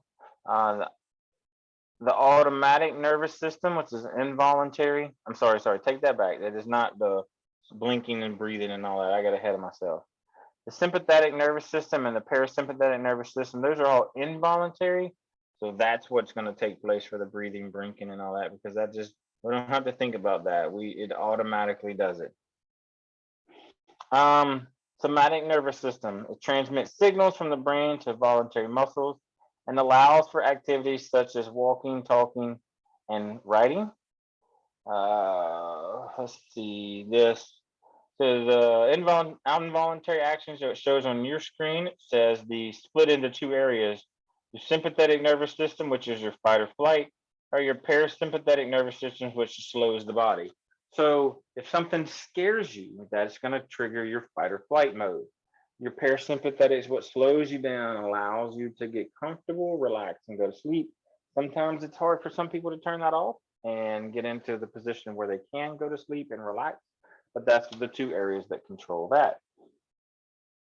So the types of nerves with peripheral nervous systems, you have your sensory nerves. They can carry information from the body to the CNS, and the motory nerve carries information from the brain to the muscles. So remember, motory muscles. That's easy to remember that one. So you have layers of the skin. There are two layers. You have your epidermis, and that's what creates our watertight seal, is the epidermis. That is a superficial, and it's a protective covering. That is composed of several layers of cells. You have your germinal layer, produces new cells at all the time. Your stratum corneal layer, it's the surface layer of dead skins. So even though you put lotion on there and you're like, oh, it's a lot, it's dead. She done. So skin cells are constantly being replaced. So you have your dermis, which is a little deeper area, and it contains structures of the skin for cooling of the body. You have your sweat glands, which helps provide the cooling, where it's able to produce sweat. Hair follicles are small organs that produce hair. It has blood vessels providing nutrients and oxygen to the skin. And then your mucous membranes also with your dermis. Below the skin line, subcutaneous tissue, a layer of fat that serves as an insulator and as an emergency reservoir. Here is your broken down into a picture. Thank God it breaks it down and you can understand it. So here's your epidermis. Here is your dermis layer. This is your fatty and subcutaneous tissues down in here. So if I'm to give you a shot, I'm getting down into this area. It's not, that's not super, super deep, but you want to give it into the subcutaneous muscles. So see down here, it's got your muscles, your fascia, blood vessels, keeps everything flowing alive. But this layer right here is what they're trying to tell you is the epidermis is dead skin cells that have pushed up. That's where you get your sunburns, your flaky skin, your hair follicles break through here. But you see how the blood flow to the hair follicles, every one has its own blood flow. So it all comes through the epidermis dermis. So the involuntary system, integumentary system, which is the skin. The skin is the largest or single organ in the body. I'm gonna say y'all really gonna want to write that down. The skin is the largest single organ in the body. There are three major functions of the skin. It protects the body in the environment. It regulates temperature and transmit information from the environment to the brain. Yeah, pick up what we put down on that one. All right, so I'm gonna go through these next 4 slides and we'll take a break. The digestive system. The digestive system is also called the gastrointestinal system, and its components of the digestive systems are the abdomen that contains major organs of digestion and excretion. You have different quadrants of that also, and they are the easiest way to be identified. You have your organs and vascular structures, aka GI tract. That's right, that's your GI. So you have your, let me type this down here so y'all can get it too. So you have your RUQ, LUQ, or LQ, and the LLQ. All that is your right upper quadrant, left upper quadrant. I don't know what NS means, but that is your right lower quadrant and your left lower quadrant. So in these different quadrants, I'm going to break it down what's in each one of them to you. So the right upper quadrant contains the liver, gallbladder, and portions of the colon. Your left upper contains the stomach, spleen, and portions of the colon. Your right lower quadrant contains 2 portions of the large intestine, your cecum and ascending colon.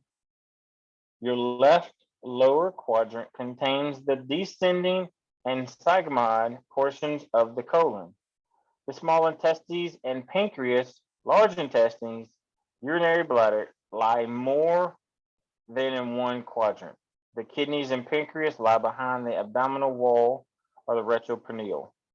That's a lot. I get it. I know. I understand.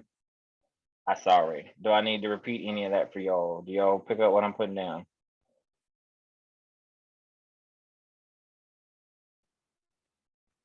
All right. Kobe spoke up for everybody. It's his fault. No, I'm just kidding. So what I want y'all to see is here. So let's look.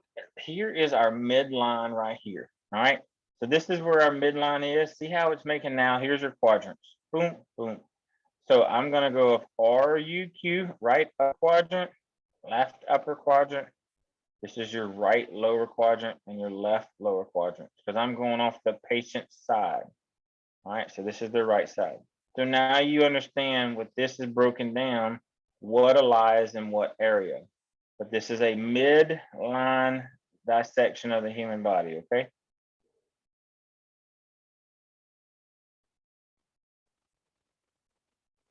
Two more, we'll take a break. The mouth contains the lips, cheeks, gums, teeth, and tongue, hard and soft palates, and your salivary glands. Yes, that's true. You'll see that too. You'll have your saliva is approximately 98% water and 2% mucus, salt, organic compounds. So let's see. So not only, so you can tell how hydrated you are by on how much saliva. If you can't spit on something, you're going to be super dehydrated. Your mouth will be dry because there's no saliva, because of the water intake of your body is just not there. It's going to be gone. Tubular structures that extend from the back of the mouth to the esophagus and trachea. Your esophagus is a collapsible tube about 10 inches long, extending from the end of the pharynx to the stomach. Muscles in the wall of the esophagus propel food to the stomach. Let's see, the stomach is a hollow organ, and that is located in the left upper quadrant. There are 2 portions, the exocrine and the endocrine. The exocrine portion secretes paretic juices containing enzymes that aid in digestion of fat, and the endocrine portion produces insulin and glucagon, which are very important to normal functions, helps with your energy and all the other portions of. Let's see here, one more and we'll take a break. Your liver is also a solid organ. It's located beneath the diaphragm in the right upper quadrant. Part of it does show in the left upper quadrant. It helps, the liver has many functions. Y'all can look over those, the bile ducts, the storage of energies, sugars, starches. It carries bile from the liver to the gallbladder. You have your small intestines, which is your major hollow organs of the abdomen, produces enzymes as much as and mucus to aid in digestion. Your appendix, it's about a 3 to 4 inch long tube that opens into the cm, first part of the large intestines. It's also a large hollow organ adapted to hold quantities of feces until it's expelled. And at its terminal end is the anus. So at least we know where it goes. All right, folks, we're going to take 10 minutes right here. I will see y'all in just a few minutes, and I will be back if y'all have any questions.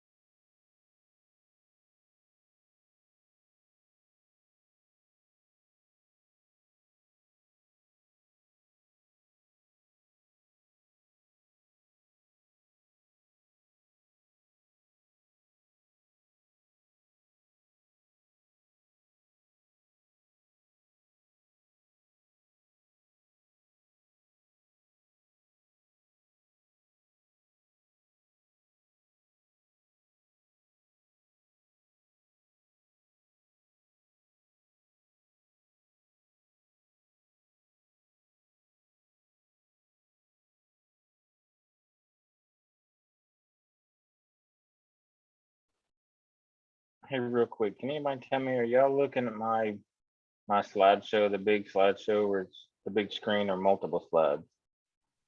Big screen. Cool deal. Thank you. Liver, bile duct, small intestines, all that. Yes.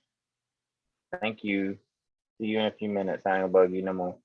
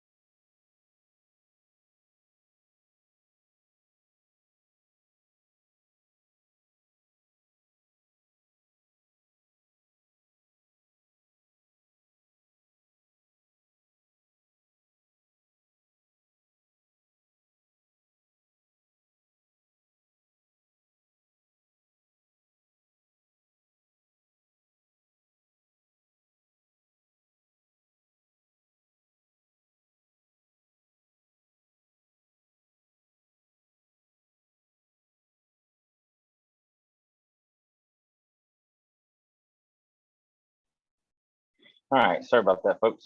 Okay.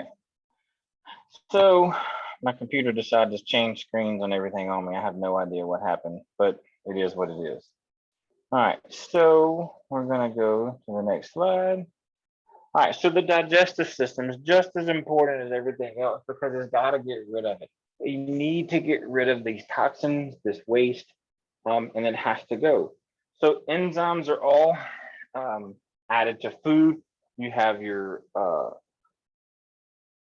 so salivary glands, your stomach, your liver, your pancreas, and small intestine. They convert food into basic sugars, fatty acids, and amino acids that are used all at a later point in time. So these basic products of digestion are carried across the wall of the intestine to the liver and processed further and stored, transported to the heart. It is all circulated through the throughout the body by the blood. So that's how it's moved, even though certain sugars, enzymes, and all that are taken and used. So your lymphatic system, that's an anatomy and physiology of the lymphatic system, is the spleen, the lymph nodes, the lymph vessels, the thymus glands, and other components. Making sure I was on the right screen. All right. So the lymphatic system supports the circulatory system and its immune system in itself. The lymph is a thin, straw-colored fluid that carries oxygen, nutrients, and hormones to the cells and waste products of the metabolism away from the cells to be excreted. So what it's doing is it's taking all of that waste and it's got to get rid of it. It's going to move it. So your lymphatic system is the one that does this. It transports the waste to the proper digestive tract. So the lymph vessels form a network throughout the body. It serves as an auxiliary to the circulatory system. Lymph nodes are tiny, oval-shaped structures that filter lymph, and they help rid the body of toxins and other harmful materials. So I want to show you a picture. It's on the 2 screens from now.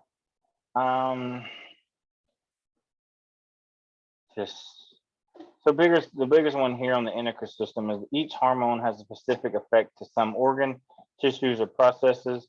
So when the endocrine system itself is important because of the hormones that it excretes. But right here is what I wanted to get to and show you. So here are all your different glands, your thyroid glands, your pituitary glands. These are all the ones that are most important. So your pituitary, the reason point about that is if you suffer from migraines, they check your pituitary gland to see to make sure that it's functioning, it's working through there. You have your thyroid glands. These are the ones that you can feel when you get sick. If you look up, you can feel them right in your neck area. They may swell due to an infection. Your thymus is what you see in children majority of the time. Your adrenal gland sits on top right here of your kidneys. Your pancreas, we all know that's important.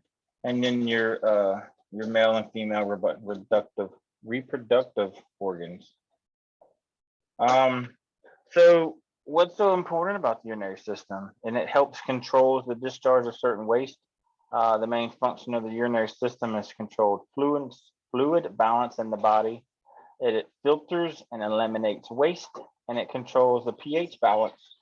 Is what helps our body. It keeps our body pH'd. We want to make sure we don't get too acidic or we get down to a base. We need that fine line of the pH levels. So just as important as the kidneys, urethra, and the urinary bladder. So the kidneys are 2 solid organs that lie in the retroperitoneal space of the body. They rid the blood of toxic waste that toxic waste products and controls the balance of water and salt. A urethra passes from each kidney to drain into the urinary bladder, as you see right here. That's where the urethra comes, and it comes into the bladder. The urinary bladder is located immediately behind the pubic symphysis in the pelvic cavity. So right here is your pubic bone, comes across here. top part. The genital system, anatomically and physio, the genital system controls a reproductive process by which life is created. Male reproductive system consists of testicles, epididymis, vasa deferens, prostate gland, semivessels, and the penis. Lies outside of the pelvic cavity, except the prostate gland and the seminal vessels. They lie within. As you can see here, it's the prostate gland. And the pubic bone is right here in the front. So at the same time, they can take bruising to the pelvic bone by the seatbelt. And then if you look at the females, the female reproductive system contains the ovaries, fallopian tubes, uterus, cervix, and the vagina. And then you can see right here is the bone, the pelvic bone, right here on the same part. So they can also have bruising that can cause some inflammation in the area.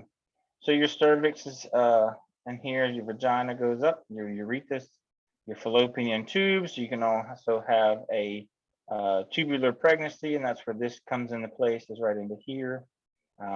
Just different parts. And here's the frontal view, side views, y'all can read from there. Cutting portions so you can see where the spine comes down. And that's your coccyx I was telling you about. It's right here at the very bottom of your butt. That's the one, if it breaks, it's kind of out of luck here, it's always sore. Stand by, I want to look at something on my other screen. I meant to do this a while ago, but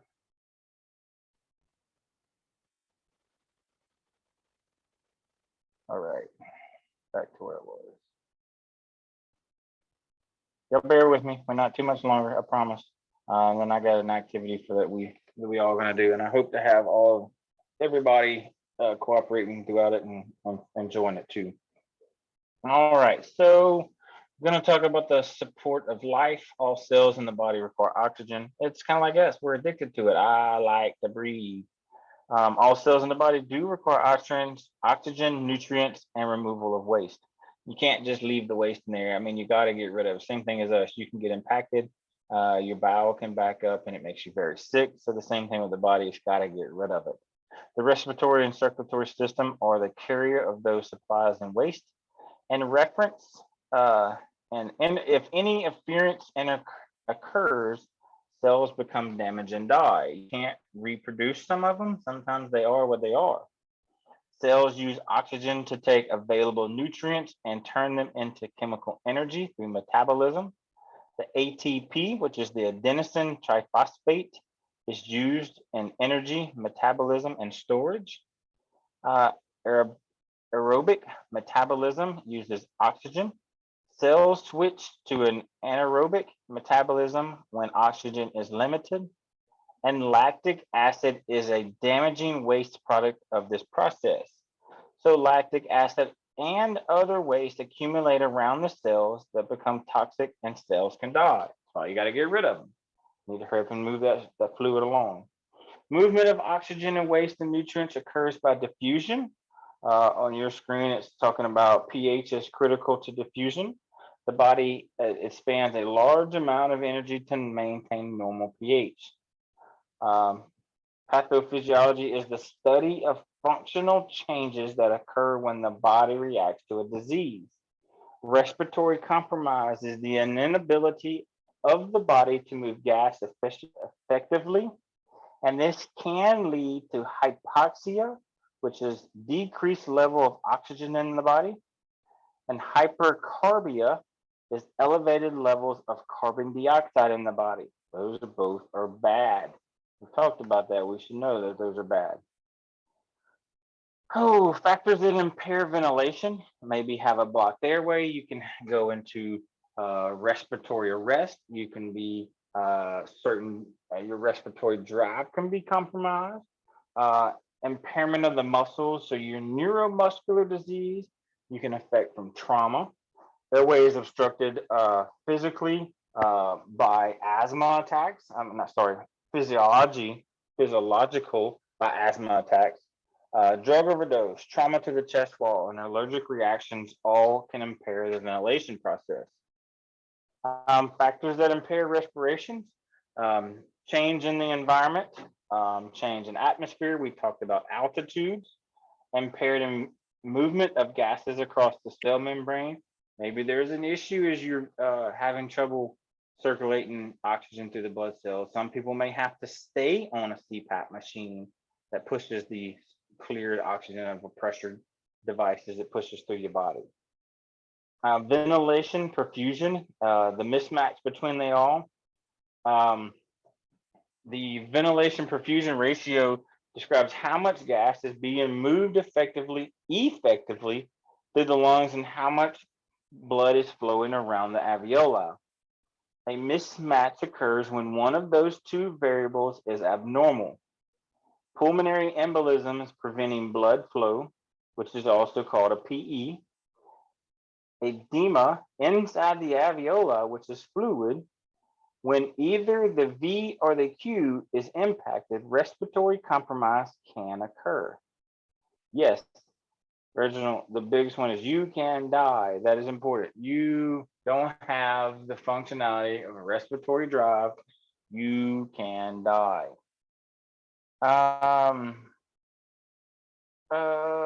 So we talked about that one. Oxygen levels throughout the body fail. Carbon dioxide rises. If increased respiratory does not occur or it is not effective in returning the carbon dioxide levels to normal, the blood will become more acidic. So that's on the pH side. That's why that's important. Decreased oxygen levels will force cells to move from aerobic to anaerobic metabolism. Shock, that's important. Whew. Shock, the condition in which an organ and tissue receive an inadequate flow of blood and oxygen. So if you shut a portion off, let's say due to a traumatic event and the body does not receive enough blood flow, it will go into shock, and oxygen the same way. Shock is categorized into several types, just depending on what the cause is. I think it breaks it down right now. No, it doesn't. So similar to the effects of respiratory compromise, that's what sometimes shock will look like. The levels of oxygen supplied to the tissue fails. Cells engage in anaerobic metabolism, resulting into lactic acid production. The heart rate increases. The heartbeats move more forcefully and the blood vessels constrict. Interstitial fluid moves into the capillaries. That's where you get your swelling, the fluid among the body, and you just look like you're super bloated due to a traumatic event because everything's in shock. So it's not, the body's like, I don't know what to do, and it just poof, just got to push things out of the way. We're going to talk about where there's inadequate oxygen, cells will create energy through anaerobic metabolism. This requires more energy when used glucose for fuel, and it can result in a metabolic acidosis. Decreased functioning of oxygen within the cells. Brain cells cannot use alternative fuels. If the supply of available glucose is dramatically decreased, brain cells will quickly become damaged or die. Cellular injury up to a point may be repairable if normal tissue perfusion is restored. But sometimes we're always on the last end part. All right, folks, look, so here is the big part that I want us to go over. We're going to go over a case study. This is where I would like for all of y'all to participate. Right now, I am showing there is 23. I'm not sure if that's including myself, so let's just say there's 22 people. So I know some of you probably got it on in the background as y'all are doing some other things with headphones on. So please, I'm gonna read over some things I'd like for y'all to answer, and let's, if you would like, you can all unmute. That's fine with me. I think it'd be cool to have an interactive group. But what it's gonna allow us to do is learn off of each other and ask these questions and go over the scenarios so y'all can build, you can start building how you're gonna look at your patients, what you're looking for, why you're looking for certain things. So here we go. You're dispatched to 342 Lane for a 45-year-old male complaining of back pain. You arrive to find an alert and oriented man who is unable to sit up, unable to sit still, and appears to be in severe pain. He states that he thinks he hurt his back, but he's not sure how. He states, "This is the worst pain I've ever had in my life. When you ask him where it hurts, he points to his right lower back. He says the pain increases and decreases in intensity and waves, and it started suddenly, but has increased in intensity over time. Okay, so first thing we're gonna do. So we're gonna go, why is the knowledge of anatomy important to determine potential sources of pain? Anybody? Because you know what's in that area, the lower back. Okay, so what's in the lower back? Kidneys. Kidneys? Mm-hmm. It also So, could be and his liver. this is where I'd encourage everybody, because you know you don't work on an ambulance by yourself. You always work in a team. So right now y'all have 23 people on your ambulance that y'all can all work together in. So I heard liver. So Yeah. think about this. So go ahead. I heard you. Yeah, so he's complaining of lower back, if I'm not mistaken. So it can be anywhere from, like he said, the kidneys. It can be a cyst. It can be he pulled his muscle. It can be, I mean, if I'm going the right direction with it. Hey, why not? That's all the information I gave you so far, right? Yeah. All right. And even Joseph says stones, potentially kidney stones. So y'all are all thinking about in the good area. So the question is, so back pain may be due to a trauma, let's say muscles pulls, slip spinal disc, and then we talk about kidney stones. That's very just as important. Understanding human anatomy and helps to direct the assessment. Is there pain on palpation? So when I touch him or I push, does it hurt? Does it hurt with just movement? Is the pain consistent or does it come and go? Is it localized or widespread? Can he put his palm and cover the area that it hurts at most, or is it like more than one place? The assessment findings combined with the history of the pain and onset is what we want to know, because we want to know the anatomical structures of the body. Okay, so this can help with knowing the symptoms. Depending upon what's in the area, we can understand what certain symptoms, which will gonna tell us the best management for this patient. All right, so you determine that the patient's origin of pain is most likely his right kidney, as he has tenderness on palpation over his right flank. Further questioning of his medical history points to an increased risk for kidney stones. The paramedic agrees with your assessment and starts an IV and administers morphine per the local protocol. All right, so Bailey says it gives an idea of what might be going on. My computer is lagging. I'm having the same problem. Mine is lagging too. So I think it may be just our stuff. So we're going to keep going. So where is the kidneys located in the body? And are there any other organs in the same area? Let's answer this one before we move on. The lower left and right quadrant. Okay. So they're in there. So remember, the kidneys are in the retroperitoneal space. All right. It's right behind the abdominal cavity. So y'all are thinking about it, and y'all are thinking it right off the gate. So don't forget about when he's experiencing right back pain. So you still got the liver, the gallbladder, and some parts of the large intestine may be also considered a pain source, because the intestines can twist and create a knot.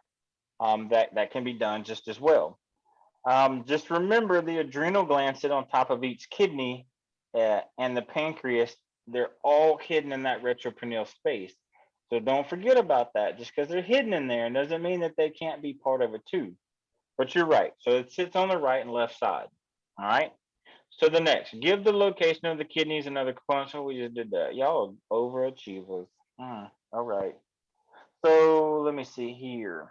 So the kidney pain can radiate along nearby nerves, so it can be felt in the abdomen or on the flanks, which is, I call it the sweetmeat of the sides.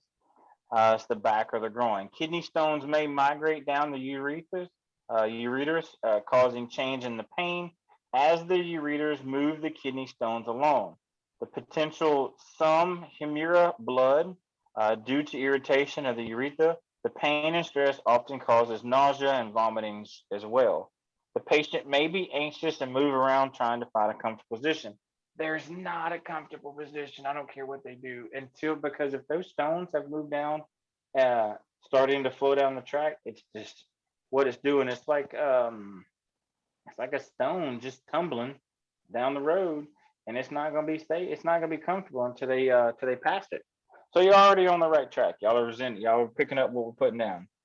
The patient can now sit relatively still and appears to be more comfortable because we gave him morphine.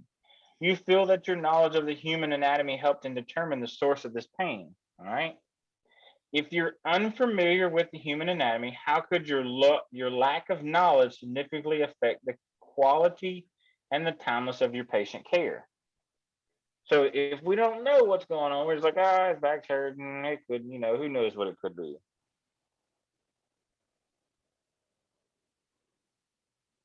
So Then just it can because we affect may your- not know. Go ahead, baby. I heard you. I just can't hear you. No, it can affect your course of treatment.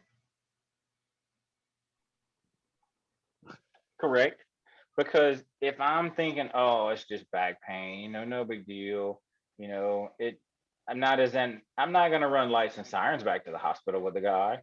But at the same time, it is pretty urgent that he seeks medical care outside of the ambulance. But it's let me catch up. This is Bailey. I don't want to stay, but the potential miss a diagnosis by not knowing the anatomy. You could miss what could possibly going on and not specify treatment or given report. Kobe, you could misdiagnose your patient and in time is valuable situation, or they won't receive proper treatment. Y'all are on the right spot. So just remember, let's say if I immobilize this guy, it's going to be more painful for this guy to sit on a backboard because he's flat. He wants to be able to move around and possibly at a 90-degree position in a semi-Fowler's position so I can move if I need to move from one side to the other. If I don't know what the portion of what section of the organs are there or the kidneys, I'm not real familiar. I'm not gonna assess him properly. I potentially can be like, well, I don't really know. What's your name, date of birth, social security number? Okay, what hospital you want to go to? Providing the pain medicine, that's where the morphine affects the smooth muscles and was able to calm it down and give it a little bit, that blocker until it was time to the morphine wears off. And that's what Not- sucks. Morphine. Not to Go ahead. mention that, yeah, not to mention that if you limit your knowledge, then you start to write it off. You come with a conclusion a lot faster and you miss a lot. Correct. And it's not saying that it's bad bedside manner, but their pain is, that's what they called you for. There's something wrong. They're looking for your help. And if you're just a turd because you don't know the human body, you're just being a turd. So good point. That's a really good point there. You arrive at the hospital and listen to the paramedic provide information to the ED physician on the patient's initial presentation. She explains that although the original chief complaint could have led to an incorrect differential diagnosis, your knowledge of anatomy assisted the appropriate care of this patient. The physician seems to have gained some trust in your knowledge and skills. Well, I can promise you they're not gonna talk like that because they're not gonna give two craps about it. I've been in it way too long to try to fluff y'all. They just not. They'll be like, all right, come on, next. And it's not to be rude, it's just every hospital is so busy. I can remember going into the hospital and being the only ambulance in the hospital in a couple of hours. I saw last night where another paramedic friend of mine in our rural area, our metro area, sat with a guy with back pains on a stretcher, holding up an ambulance for 4.5 hours at our trauma center. It's just, they just don't have the time. It's not that they're saying, hey, I appreciate a good job. They just don't have that interaction anymore. They don't have time to sit down and talk to you guys. How can your knowledge of the anatomy and correct use of medical terminology when speaking to other professional healthcare providers affect their opinion of you, your agency, and emergency service professionalism in general? That's a big one. It shows that you've taken the time to learn the material and learn what's going on a more practical level too. And you know what's going on, and that you're just not like, yep, all right. That you aren't just an ambulance driver, and that really ticks me. I don't know if I haven't gone over that rant yet. I refuse to hear oh, you're just an ambulance driver. I don't like that show. So you're right that you've taken the time to learn it. So 5, your partner asks you to complete the documentation for this response. You have never written a narrative portion for an actual patient care report. You feel slightly nervous because these documents become part of the patient's official record. Your partner explains that she will assist you in this process and will, ow, sorry, something poked me. Ow, sorry, whew, I wasn't supposed to be back there. Your partner explains that she will assist you in the process and will author the portions directly related to ALS care. So that right there is learning on the spot. So I'm going to give you the basis of learning how to write a report, but at the same time as your paramedics giving you some full hands-on knowledge on how to write a report. So how can your documentation skills and use of correct anatomic terminology assist medical providers in reading your report who are not on this call? Anybody? So they can understand what you're trying to say. Just because you and I understand doesn't mean that somebody else understands because they weren't there. If you use the terms RLQ and LLQ or midline, it makes it a lot better than saying, well, this dude's his right lower back is where he was hurting, but he said it sometimes moves to his lower left back. It's the terminology makes things more professional. They better understand the situation and type of care needed. Good thing, Samantha, is the point, like she said, both of y'all say it is it's just smoothing the flow of information. What clues are available to you from the scene, history, signs, and symptoms that may have helped you determine what was wrong with your patient?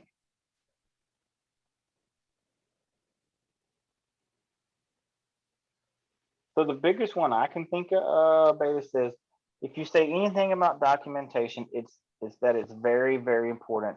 Document to the point that even if you give verbal report, they can also follow your report electronically. Also, if it's not documented, bro, I can't say that enough. If you didn't write it, it didn't happen. So it's very important that if you did it, you write it. So to answer number 7, so the biggest thing is his inability to sit still. He's holding his flank.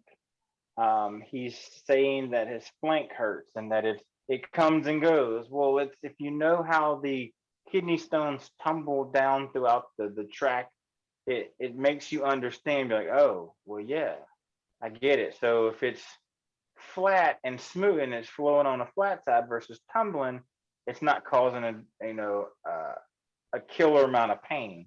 So just the behavior of way he was acting, how the signs of it's hit and miss, and the intensity is always there, gives you an understanding of what it potentially could be on somebody that you've seen in the past. So just because you've seen it in the past with one way doesn't mean it's always going to act that way. Each person may be different, but knowing anatomically of parts of the body and where they're at and what they're complaining of hurting of can lead you to some signs and of what's going on. Oh, come on. All right. So have you not realized the cause of this condition? Would it have altered your management? Would you have known to do anything different? Would y'all have wanted to do anything different if you didn't catch that?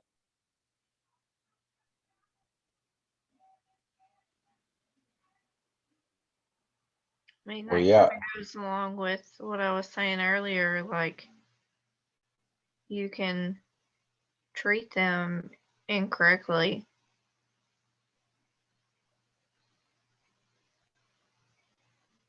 I heard somebody else piping in. What else you got?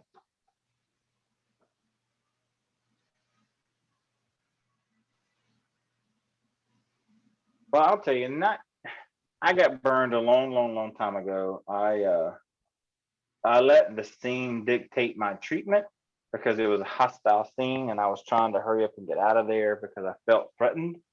And I never once checked this guy's blood sugar. I felt like the big old fat dummy because ultimately his blood sugar was low and that's what was causing the issues. If I'd have just pushed an amp of D50, the whole situation would have turned different. So there going forward, I allowed things to dictate my treatment differently of what was going on when I could have easily changed it all if I would have just checked his sugar and actually paid attention that this patient was a diabetic. But some of the things in the surroundings caused that. A good friend of mine, one of our trauma doctors here, he called me out in front of everybody there. And it wasn't his embarrassment. He knew what had happened. And he was just trying to teach me, in front of peers. And it taught me. And I wasn't mad or like, oh my God, I'm in trouble now. Because I've been in way worse trouble in my 20 years. But just understanding the signs and things that you see that you didn't pay attention to are going to reflect the way that you treat somebody. And it's going to alter your care of management. So I'm gonna read this one and I'm gonna skip the next two because they're really nothing to me that's important. So having an understanding of the human anatomy can assist you in determining the source of a patient's illness and injury and therefore can affect the quality of the patient care. Using correct anatomy terminology, your communication with other medical professionals will be clear and also aid in the continuity of care. Extending this level of professionalism to your documentation will contribute to your professional image as a knowledgeable and capable provider. If you come off as a lazy person, it's gonna show and it'll stick with you, and you'll have to build that trust with several places. You may have an agency where you just go to one facility, one hospital over and over, but depending upon your work, you may go. There's 5 hospitals, there's 7 hospitals, 8 hospitals in my local area. And a lot of time these nurses and physicians work at different places and they'll remember you, and that their reputation of you will follow you and it'll bite you in the butt when you're not ready. So always be prepared and professional about the carrying on.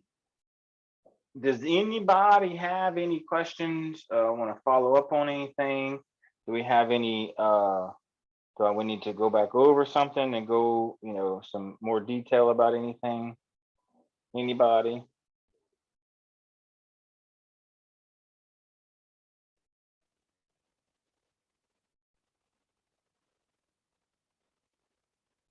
All right, folks.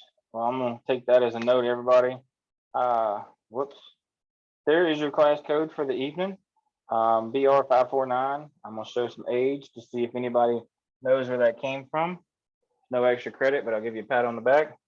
That's good luck to y'all on your test. Y'all have done very good on your grades, even when I sucked at teaching the night before last, because I felt I won't ever teach that portion again. We're gonna change that.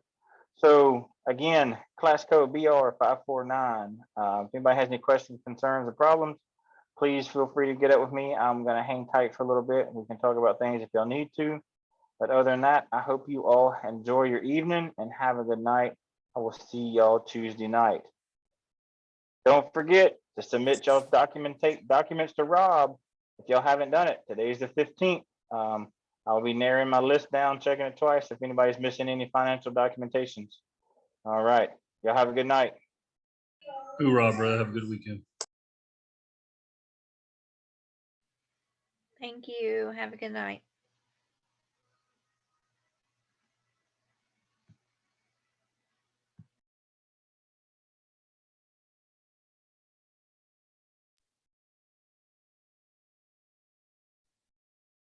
Hey, Chris, Yes, I'm here. I had to find my button. Go ahead. how do I go about finding I guess the immunization record? Is there like I mean, where can you go to see what all you should- have? you should be able to go to your local health department and tell them that you need a copy of your immunization record.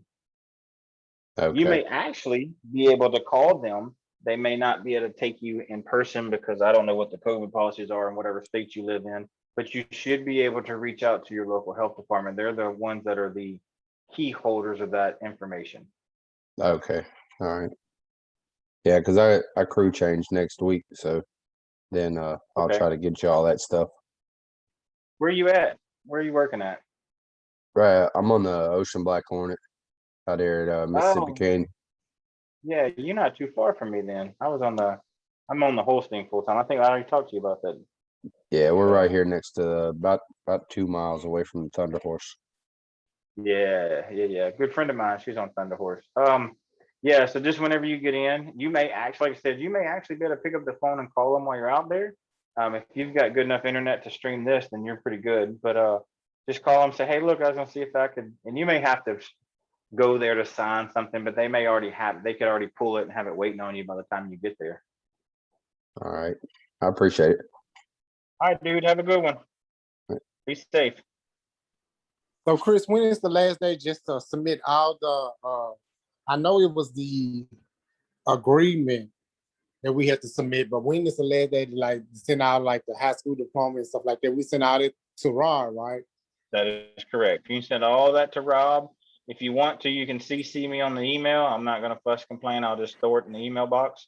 But Paul, I want to say today was the last day too to get all that submitted. I think honestly though, if you have it submitted by the close of the module 1 exam, I think we'll be able to let you go. But I know that somewhere in our notes and meetings and all that about what's about the booklets and all that. So I email Rob and ask Rob. He could probably tell you the best. Okay. All right. All right.